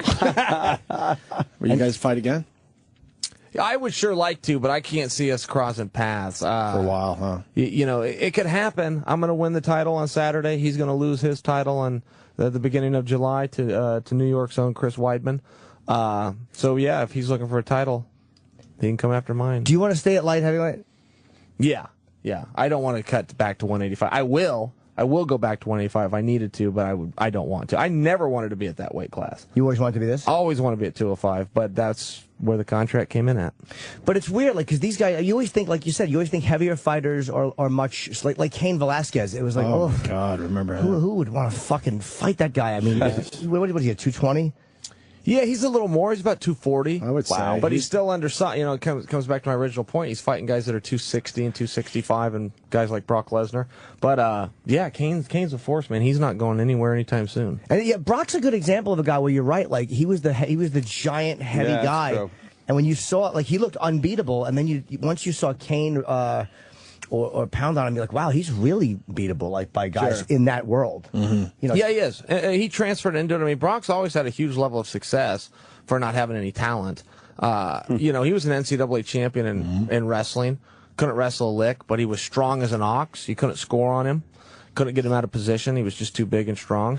And, you know, he'd go on and win a UFC title. I think he'll go in the Hall of Fame someday and deserves to be there. So when you're fighting a guy who you know is bigger than you or who might be stronger, your goal is to what? Just get on top of him and fucking just wear him out? It could be. I don't know. Do you mean me personally? I like to be on top of guys, but there's other positions, you know, and you got to be able to compete in all of them. You can't count on any position. They say 80% of fights go to the ground, but 100% start standing up, and it's true. So if you got a guy like Jones who's a striker, but he can also wrestle too, it's like, you know, I guess Tyson said something about everyone has a game plan until they get hit in the mouth. Yeah. And is that kind of the truth with fighters? Like your game plan might go out the... Yeah, it is. Yeah, my skills are my skills, you know, and they developed, you know, starting when I was 9 years old. The techniques that I was scoring with then are the techniques I scored with through high school and college and now. And yeah, they do change and evolve, or you'll pick some new stuff up here and there, but it's very hard. You know, you've got these plans, and he's going to step here, and you're going to, once you get hit, you just start fighting. That's it. Yeah, then you throw everything away. You put your chin down and start fighting. You figure out who's tougher than who. Were you always a tough kid growing up? I wasn't like a bully by any means, but I always was involved in tough. I grew up in the country, so it's just tough. It's a different way of life. There's animals that need taken care of. It means you got to get up and you're working before school starts, and I didn't have any friends. We lived in the middle of nowhere, so we didn't do anything. I had a wrestling. Well, you converted our garage to a wrestling room, and you got a great personality considering you didn't hang out around people. Well, I appreciate that. No, I'm glad serious. You have an eye for talent. It's probably why. That's good. It's probably why people are assholes. Yeah. Hang around with too many of them, you get all fucking like me, miserable, sarcastic, fucking cynical, frightened. That's the word you're leaving out. Frightened. I can't imagine taking care of animals. What animals? Horses and cows. Oh, yeah, the farm variety, obviously. Yeah, basically. Yeah. Of course, dogs and cats, too. But probably wrestled a horse or two in your day, too. Just out of boredom. Felt like I did. Boy, a horse is a dumb animal. You know, really? You compare it to a dog or something that's very intelligent. A horse is a very dumb animal, and it's as strong as a horse. Oh, yeah. So, you know, when it decides to create problems, it's a big problem. Right. Isn't that just like fucking life? Like the horses are dumb, but they're in great shape and they have giant dicks. Like that's just the way life is. Fucking like God gives you what, you know, a little piece to everybody. You know what I mean? Did you like coaching more than you thought you would, or did you? Because you were fucking really good at it. Man. I appreciate that. I mean, it was the best experience I've ever had in this sport, and I've got to be on all sides of the sport, and I love it. But that was definitely my crowning moment, crowning experience. But I was surrounded by such good guys. You know, again, Uriah Hall, who's right here from New York, Jimmy Quinlan, who's out here. All of the guys. I mentioned those guys because they're your local guys. But man, it was just awesome. And even the guys that Coach Jones coached, they were great guys too. But they were both your guys in the final, right? Both of my guys ended up competing in the finals against each other, yeah. But Dana brought everybody to the UFC. That's what the whole show is about. You fight so one guy gets a contract. Every one of these guys was so tough. Dana gave all 16 a contract. That's only been done one other time. Come on. Yeah. Amazing. I think of the two coaches, you were the better coach. And it's not to shit on Jones, but I watched the things that you guys would yell in the ring. And Jones was, again, sincere, but he was giving more like, hey, man, this is your moment. Do the best you can, or this is what you've waited for. But you seem to be giving more practical advice. From a technical, yeah. Yeah, like, work it, make it. You just kept saying all these little things that, if you're the other fighter, you're like, instead of inspirations. Yeah, it was like more practical shit. Yeah, I appreciate that. He's a real natural fighter. Sometimes you'll have that, a natural athlete. But, boy, being a natural coach is a tough thing. I've coached kids for 10 or 11 years. I have the best coaches. I've always had the best coaches. Just been lucky that way. And, so I just steal from those guys, same as anybody does. Just remember stuff they did or said and reparroted it out back to the guys. I always wonder when coaches are yelling at you when you're fighting, isn't it embarrassing that everyone hears them telling you what to do? Because if I'm in the gym and Kenny comes over and goes, "You put your arms out straight," I'm like, ugh. Because he's nude when he says it. How embarrassing. Yeah, it is, though. You know what? It is. In a quiet gym, yeah, it is. You hear and everybody hears you, and it's a little bit different feel. Yeah, lift the leg, and you're like, all right. I mean, you don't want to lift the leg, but the other guy hears it. Do you guys ever listen to the advice the coach is yelling at the other guy and use that? Because it seems like it's not a secret. No. I find that funny that you think people hearing you would be. That's what you do all day. I know. You talk, people hear you. Which means I should be embarrassed. I'm right. It's hilarious that would be the observation you make, though. That always struck me in the ring. Is that God? I would be so embarrassed. Sure. Somebody like not even getting beaten up, but just hearing people. Will you go into coaching? Will you go into coaching after your fight days? I won't. I mean, I coach kids wrestling. I'll keep coaching the kids, but no, I don't want to. You'll probably be a broadcaster. You do pretty good with that as well. I like that. Yeah, that's fun. Thanks for saying that. But I do. We're just complimenting the hell out of you today. Yeah, you guys are nice today. I know. I don't like this. I wasn't ready for this. I don't like this. What's your relationship with Dana now? You guys have a good relationship? Yeah, Dana's awesome. We love him. Yeah, everyone loves him. He's Dana, very hard to not like. He's generous to a fault. He needs to stop. He's going to give it all away if he's not careful. And he works harder than anyone I know. He has something. A doctor explained this to me. I can't remember what it's called, but he has something only 1% of the population of Earth has, where he only needs between 1 and 3 hours a night of sleep one of those to guys. fully function. He doesn't run on coffee like I do, or you, for example. I'm a terrible sleeper, yeah. Or kale and broccoli like you. I'm a horrible sleeper. Yeah, he just is up and going. And so, if you work for him, it's tough. We all take our cues from the boss. And when your boss works every single day, all day, it makes for a tough industry. Oh, what is he fucking holding down? What's he keeping fucking tamped down in his fucking emotional psyche? You think he's got to work constantly, can't sleep. Dana? Yeah. He lays down in bed and starts thinking, I gotta get up and do something. Holy shit. Yeah. Well, and he had a pretty normal life. He'd go out, have a good time or something. And somewhere in his 20s, he said, I quit drinking and I started thinking.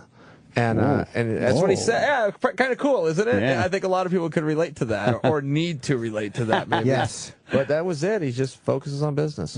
Can you sleep good? Are you good? I'm horrible. Like I can't fall asleep, and then when I do, I can't stay asleep. And I'm like, how do athletes, like when you got to train for 5 hours or we got to fight? Like, what do you do when you're having a night like I'm having, where I'm just laying there wide awake and panic stricken?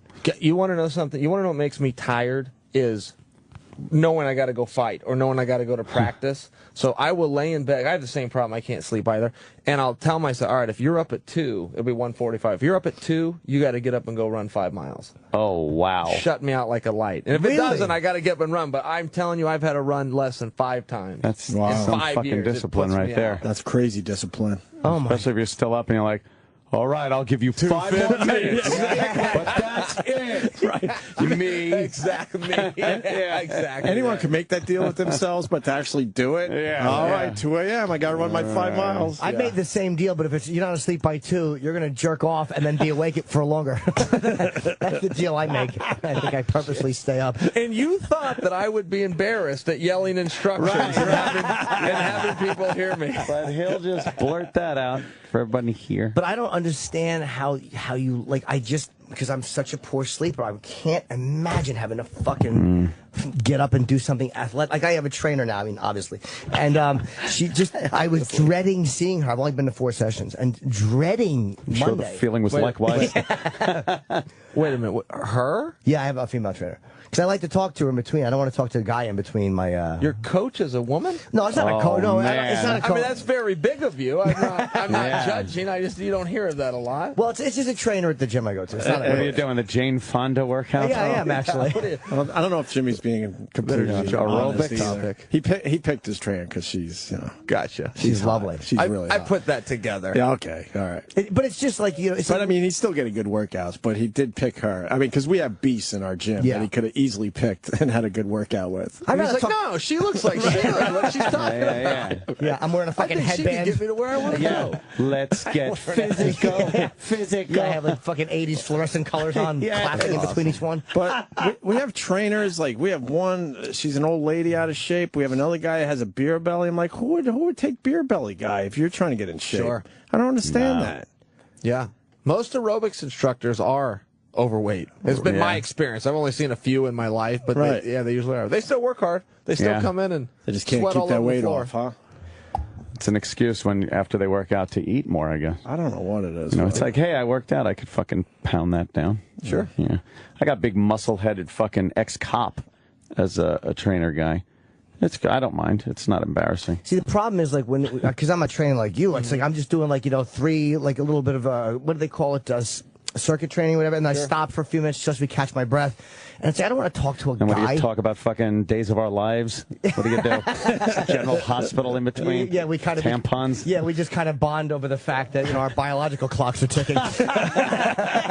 No, but it's like I don't want to. I like female energy like that. Like I don't want to talk to I talk to guys all day, so it's nice to have a woman to talk to. You're not for a really couple days. chit-chatting much. No, we are in between. But I'm chit-chat. Her hot ass motivates you. Oh my god, to do a couple extra reps, it really right? does. It's hard. It's hard not to. He's out of his mind. It's embarrassing to look bad in front of a woman. I don't care if a guy like this guys in our gym that are really fucking jacked, and it's like I don't care if I look bad in front of them. And now his trainer's out of town, so he went and found the second hottest trainer to train him. For a couple days. It makes me want to fucking get in better shape. Sure. Jimmy rules. Well, good for you. If it's motivating you, good for you. My abs are kind of hard though. It's kind of hard to get the last bit of fucking blubber off the abs, and I got a few more pounds to go.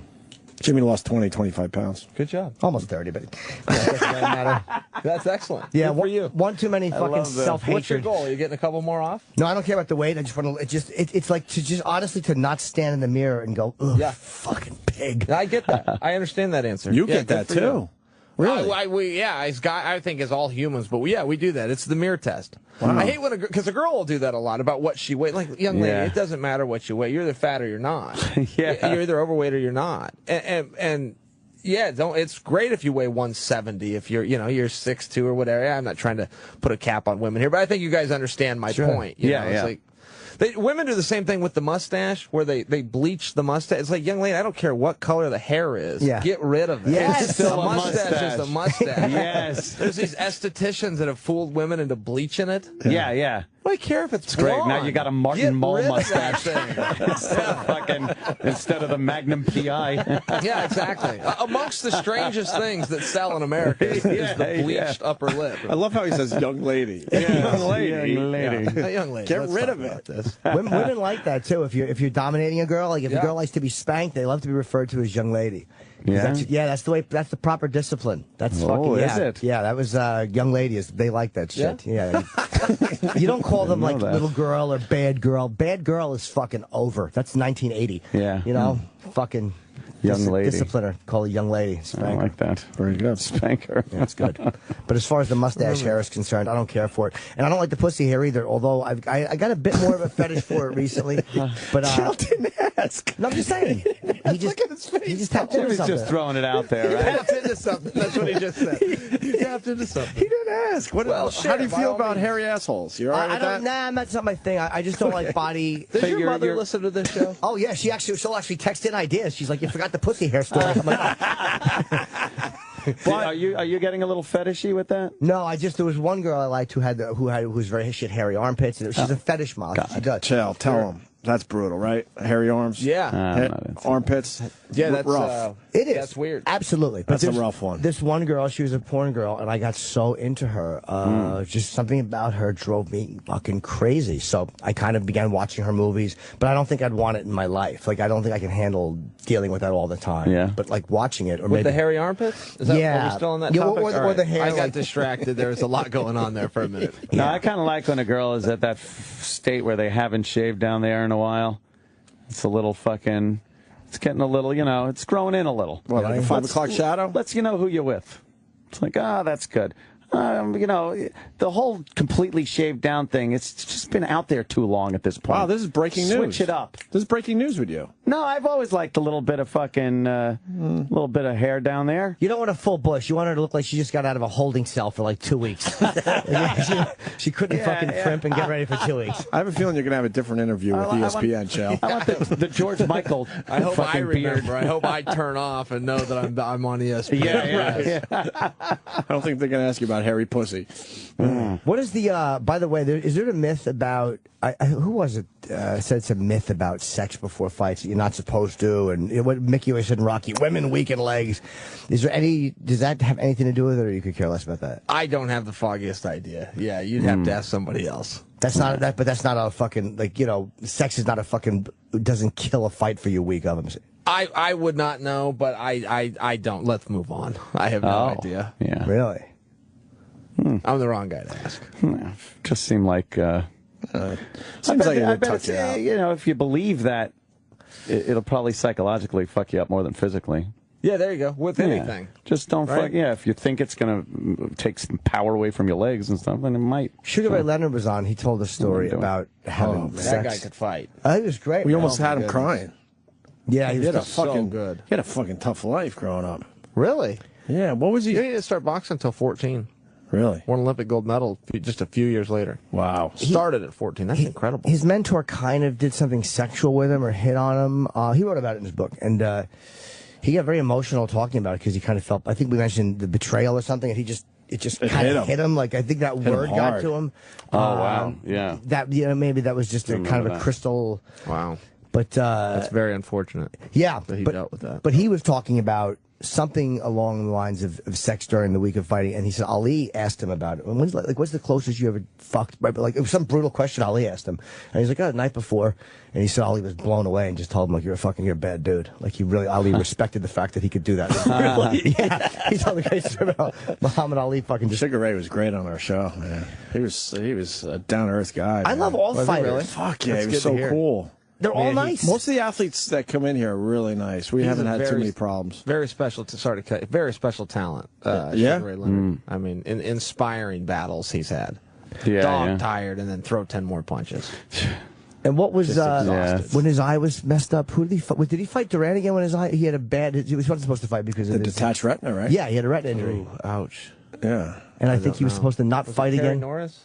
Oh, I don't even Norris know. fight? Shit, I'd have to look it up. I don't know offhand. But there's always that one fight too many. Like there's always when you look at Ali and how great he was, and you're like, he fought Holmes, and I think it was Trevor Burbick. Yeah. Like there's always, but you don't really see that with you guys. For some reason, I think UFC guys have a longer shelf life because even though you're getting hit with smaller gloves, you're not taking it for 40 minutes. Sure. Yeah, you're right. And half of the fight is having is grappling and Sure. Well, if we go down, they stop the fight. Right. You know, not just on a knockdown, but what I'm saying is, in boxing, they'll knock you down, they'll bring you back up, dust you off, and make you go back out there. Yeah. Do you ever think That's that hard. when a guy's on the ground and the one guy will jump on? There's a famous Henderson. Yeah. When he knocked out Michael Bisping. Yeah. As a fighter, when you see a guy down like that, is it just you're in the fight and you're not thinking, or do you ever see him? Because they showed a guy back off recently too. Like you could see he was ready to. It was I think on the Uriah Faber that night on that card. Okay, and there was somebody who was ready to pounce on the next guy, and he just didn't because I think he saw that he was out. Yeah, most guys are trained that you go until the referee steps in every sport, that you shoot that final basket until the referee. Don't go off the horn, go off the referee touching you and saying stop. Right. Yeah, don't assume. So most guys are trained to do that, or they could have some problems with their coaches. But at the same time, yes, if a guy is out and you know that, I mean, that's a different scenario. I've never been in that, but I wouldn't take a shot at a guy just to take it. Right. I always wondered. I don't even think they're being vindictive. I just think in the heat of battle, it's like you just. I mean, again, I wouldn't know. I haven't had fights since. It just looks brutal sometimes, man. Oh my god. Yeah, it can be. It can be. And that's the bad side of it. I mean, that sport that does happen. You see these car wrecks in NASCAR and other things like that. Right. That's an unintended consequence, but it does happen. But I've never seen a guy even get really hurt from that because again, they're all okay. You never hear about fighters going out for long periods of time. It's just, I think boxing is so much more dangerous, and it drives me nuts that this is like one state where you can't, it's always about the unions. I mean, Dan. It has nothing to do with this bullshit. Well, the violence. Shut up. It's ridiculous at this point. Nothing to do with that. UFC, I should say, has proven itself. Yeah, they've put really all these regulations and all these things. Like, is that what the elbow thing is about? You think just so they make sure that it's it's a little bit safer? Yeah. Well, and the elbow thing was kind of ridiculous. You'll see these fake videos of martial arts all the time, of karate or something. You'll see some 80-year-old guy, and he comes and he breaks the fake brick with his elbow. So a commission saw that and banned this. Now I can do this elbow. I can do this elbow. I just can't do what they call the 12 to 6, straight up to straight down. But yeah, as far as legalizing it in New York, it'd be a very hard argument if the politicians told the truth. If they came out and go, look, you got a problem in Nevada. It's with the culinary union. We take big dollars for them. Seal that problem up and come back to us. If they came out that blatant, boy, that'd be hard for us. But when they lie, it makes it real easy. When they come out and they talk about violence, or they talk about, regulation, or these things that just aren't real, well, now you've got a debate. If you guys told the truth, you'd kind of stop us in our tracks. You're trying to say the politicians lied? That's crazy. Yeah, if they would just be candid and come out and go, listen, we're just not going to do it, and here's why. Oh, all right. Yeah.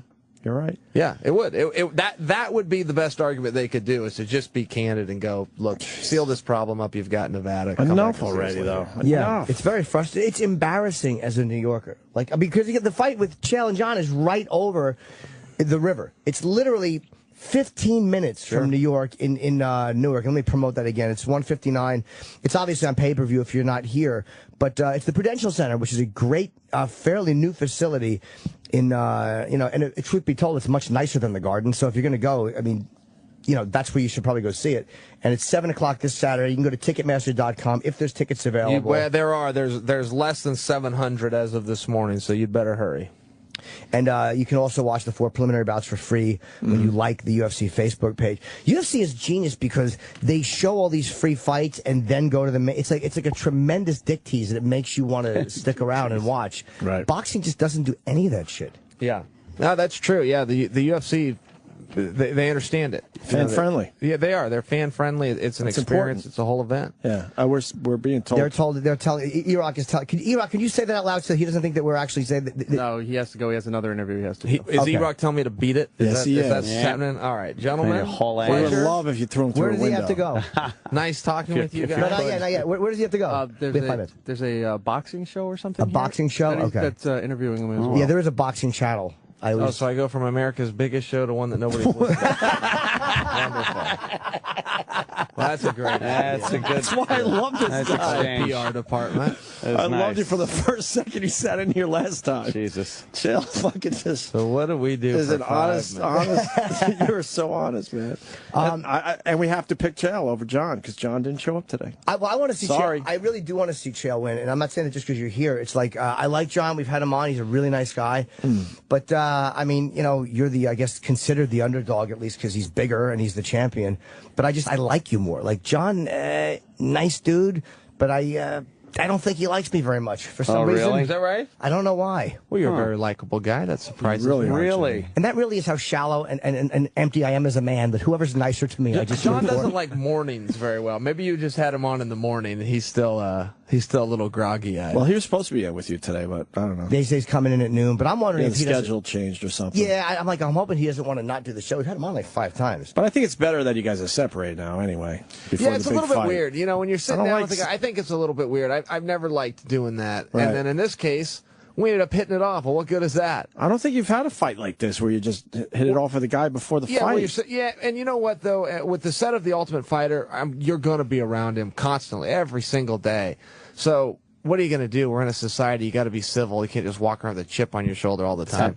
And that's really what happened. But it is a little bit weird. I'm glad that you said that. I've had to do that with. I was on ESPN with him, and they do it yesterday. So they sent this 120-pound girl in between the two of us. You know, fortunately, there's not an issue there. But if there was, she's serving as the buffer. Come on. Oh boy. Yeah, I always, because you look at Tito and Liddell didn't like each other through that whole thing. I mean, that didn't certainly make that relationship terrific. So it's not guaranteed you're going to like each other. But I thought when I first heard that, I'm like, and this was just my opinion, that you really freak guys out because you go after them in ways that they're not used to going after. And you're better at it than anybody when you want to be. And I think that there's certain guys that have a hard time handling that. It's almost like really, really handsome guys that don't like being made fun of, like in school.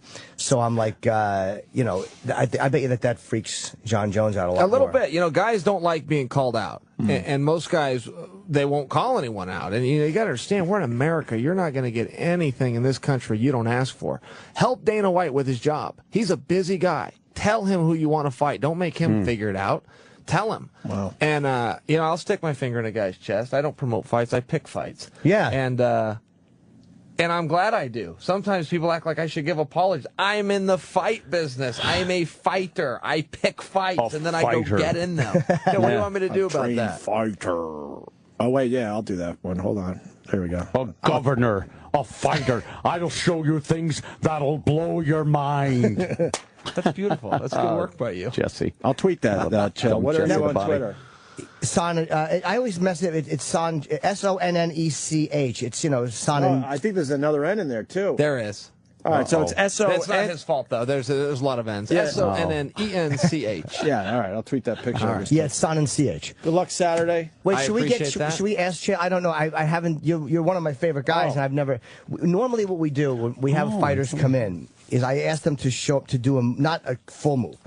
John Jones has done a couple. John Jones, Fedor, they've all done something where they show me a move.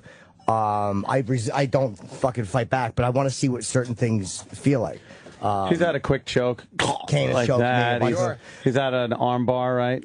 Yeah, everything. Brock did heel hooks on me, which really fucking hurt. But I tap quick. Ow. Yeah, I tap very fast. He taps I'm like not fucking brave. But in fight week is always scary for me, the fighter, because you guys are in fucking a different mode than you are like a week after the fight. But what move would you do on me that you think might hurt a little bit, but I would live through?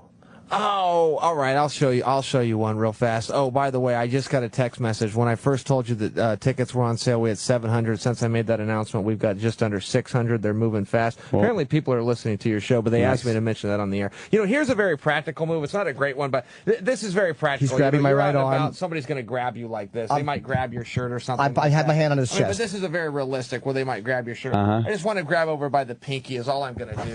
Yeah, and he's just twisting my arm backwards. I'm sorry about that. But No, that's okay. Fair enough. And another one is the push. This will start a fight a lot too. If I push Chael's chest, yeah. I'm just going to hold him to my chest, block out his elbow, Oh, and break his wrist by bending down. Now, those are very realistic moves. Get the guy in a choke and stuff. That's more of like sport type fighting. That's something you may encounter in the street. The guy comes out and shoves you. You snap his arm and go about your day. Wow. Now the chokes are really. What would you say is your best choke? Like, what's the most effective? Rear naked choke, and I have no idea why they call it that. It's the sleeper hold. It's always been called the sleeper hold. The cops used to use it. The military uses it. Some goofballs now rename this the rear naked choke. But essentially, you get behind the guy and you strangle him. Simple enough. It's simple enough. Why are you asking, Jimmy? Because I was just saying, that was one I've had that's really unpleasant. I didn't like Randy Couture did the fucking fingers on the throat, which really fucking hurt a lot. Randy's a dangerous dude. Yeah, he really is. And he's a guy like you. He just can't be backed off. He's just not afraid. But I would like to maybe take a choke or a punch, whichever you would like to give me, but in the arm, whatever you wish. Well, I would much rather choke you. I don't. All right. Okay, thanks. Give him a little choke. Okay, and I'm going to tap very fast. This would be the sleeper told that we referred to. It would be No. tight, A little and then all I pressure. have to do is when you start. Okay, hold on. No, don't be sorry. It's okay. Let's see how long I can take it for. Just a couple seconds. All right. I can't see him, so. He goes. Sound effects and all. That was really good. Yeah, but that's not on purpose. That's fucking. No. Yeah.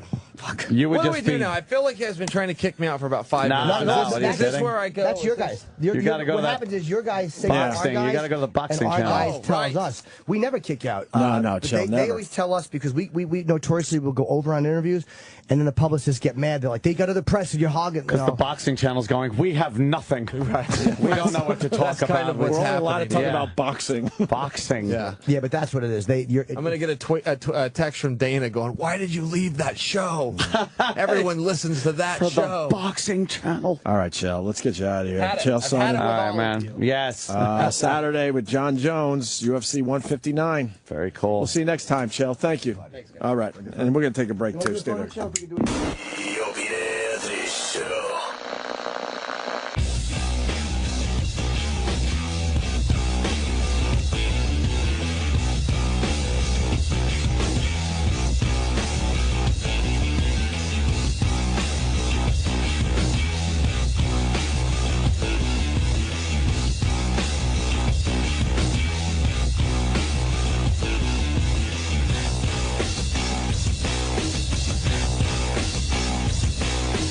I want to thank Chael Sonnen for stopping by. That was great. It's going to be a big fight Saturday. He's a really nice guy. Like you know what I mean? Like when you see him interviewed, you're like, oh, that guy's gonna be a fucking prick, and then you talk to him, and he's like a fucking really nice dude. Yeah, he was great. I think he's nicer than John. I absolutely. You know, everybody has the impression that John's the great guy. You're going to have to deal with John Jones now. You're going to have to deal with that.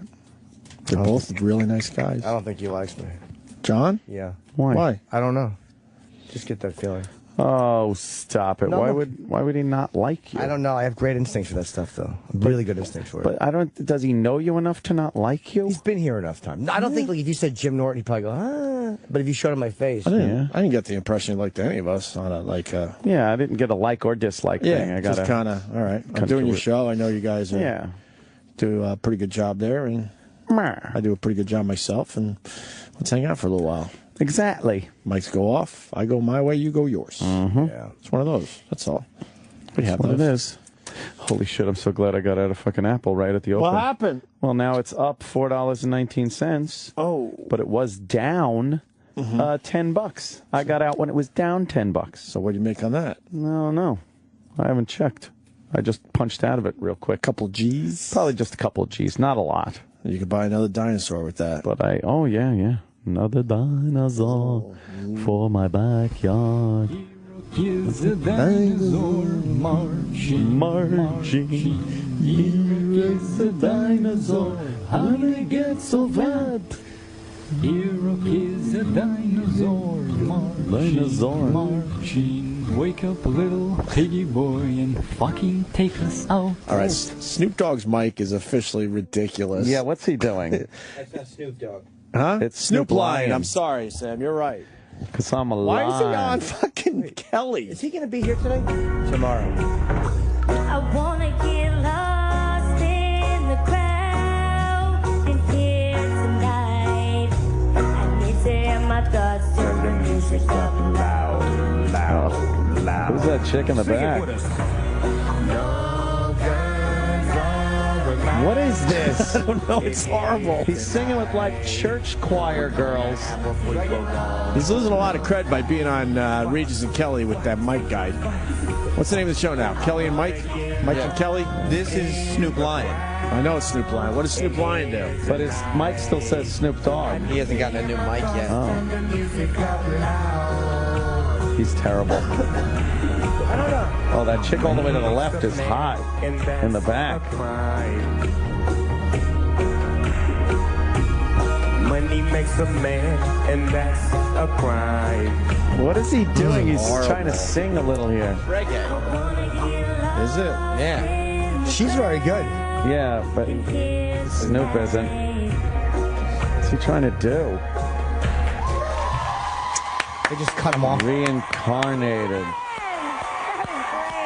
No, it wasn't. No, it wasn't. Snoop Lion. She has to say Snoop Lion. Snoop That's right. Lion. Snoop lost his fucking cred years ago. Yeah, I use Sprint. Yeah, use them. Oh, why don't you eat some of them Jello pudding pops? Pocket like it's hot. Yeah. Pocket like it hot. I sure do like them hot pockets. Them's good hot pockets. We had him on once, didn't we? On the phone. Yeah, he was nice. He was cool. Yeah. And I did Amy's show with him when she had that fucking show on. Remember she had that show with the singer on Spike? Yeah. No, it's on Fuse. I'm sorry, Fuse. With the guy from Blink 182. Oh, I forgot about that. And Mark Hoppus. I did that Mike panel, but Snoop was the musical guest. Soak up your shit with a ShamWow. I digs the ShamWow. He'll fucking pimp himself out for anything. He's a legend, though. He can do whatever he wants. Hot. He's only 41. Is that possible? Yeah, he was young when he started. Yeah. But yeah, I mean, there's not. He could. He's Snoop Dogg. He can do whatever he wants. He sure can. Just the most fucking ridiculous. He's riding around a bicycle with a microwave on the back, singing "Pocket Like It's Hot" for Hot Pockets. For Hot Pockets. And people are still like, "Yo, Snoop Dogg is my shit." Snoop's cool because he's so sweet. Pocket like it's hard. And your munchies get an attitude. Pocket like it's hard. Pocket like it's hard. Pocket like it's hard. I got the pockets in my arms, setting off smoke alarms, and I eat them smoking hot because I got it going on. Yo, I'm a hot dude with some hot dreams. Getting fired up, letting off steam. Everybody showing love. Holy shit. Checking applications for the Hot Pocket fan club. Pepperoni pizza much better than some fish heads. Interior too hot, let's cool it all. How can you sing about Hot Pockets and have any credibility left? Murder was the case. Murder was the case that gave me. Same guy. Unbelievable. Get off my pocket. All right. Get off my pocket. Hot cheese, son. Yeah. Someone's telling me he has a country song out. Really? Is that possible? Yeah. Let me see, Adam. Adam in What's Colorado. he snooping around? Yeah. Yeah, I heard it on the radio the other day. It's called My Medicine or something like that. He also did a country song with Willie Nelson. Oh, wow. Well, the whole pot angle. It's called Roll Me Up and Smoke Me When I Die. Of course it is. Of course it is. They're two potheads. Which one you got, Erod? That My Medicine. I think that's what it's called. Yeah.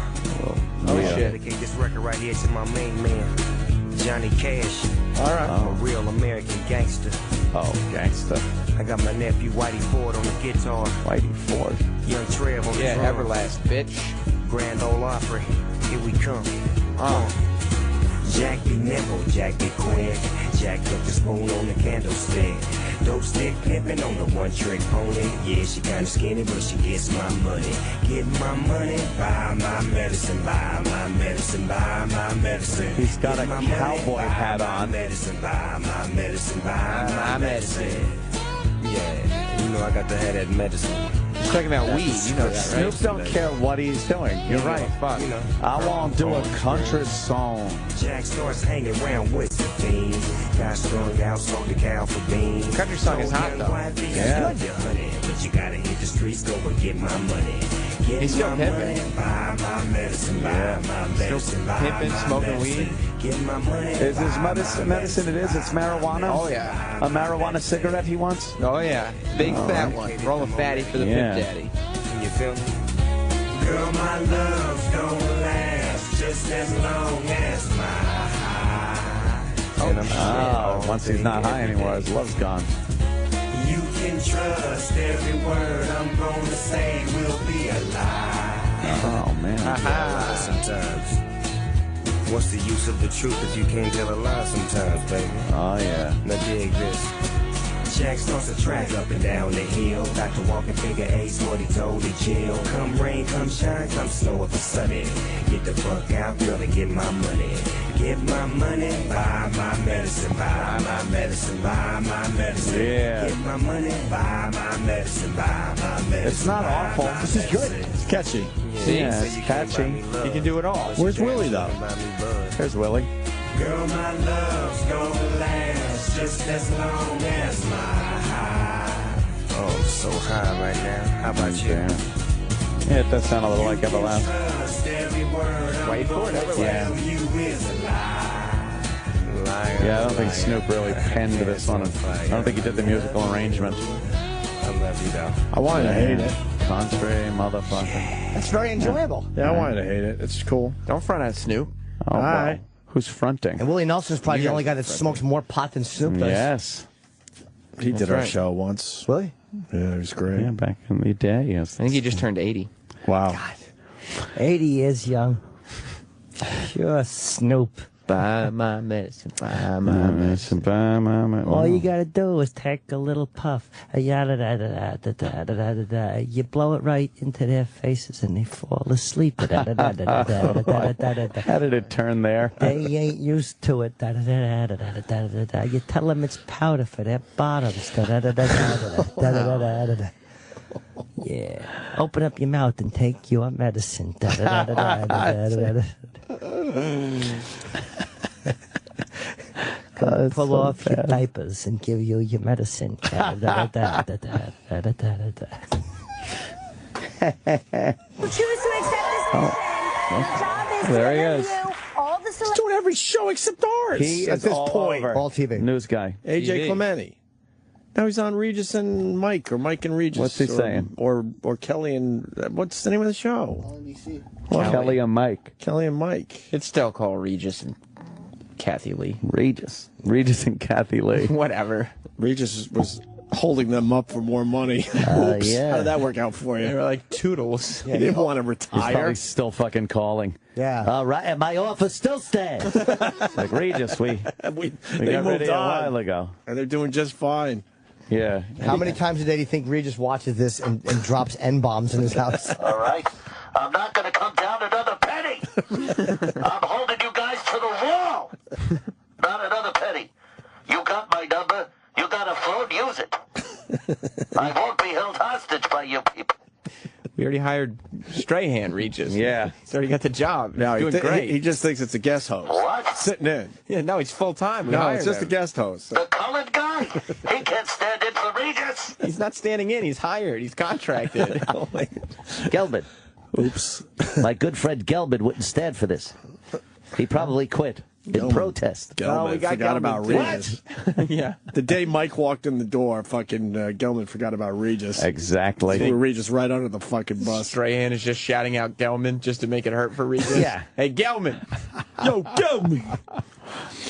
We got to get out of the way for Jim Norton's Advice Show coming up next here on this channel. Oh, and Jim that's Norton's going right. to be in Austin, Texas, Saturday night. It's almost a sold-out show. Yeah, hopefully it will sell. Because festival shows always sell late, but they do sell well. Very cool. And Friday night, I'm doing Mark Maron's live podcast with a few other guys. Very cool. Yeah, it'll be fun, man. I'm looking forward to getting down to Austin. Unfortunately, I'll miss the fight, but I'm happy I'm doing something. I'm actually love Austin.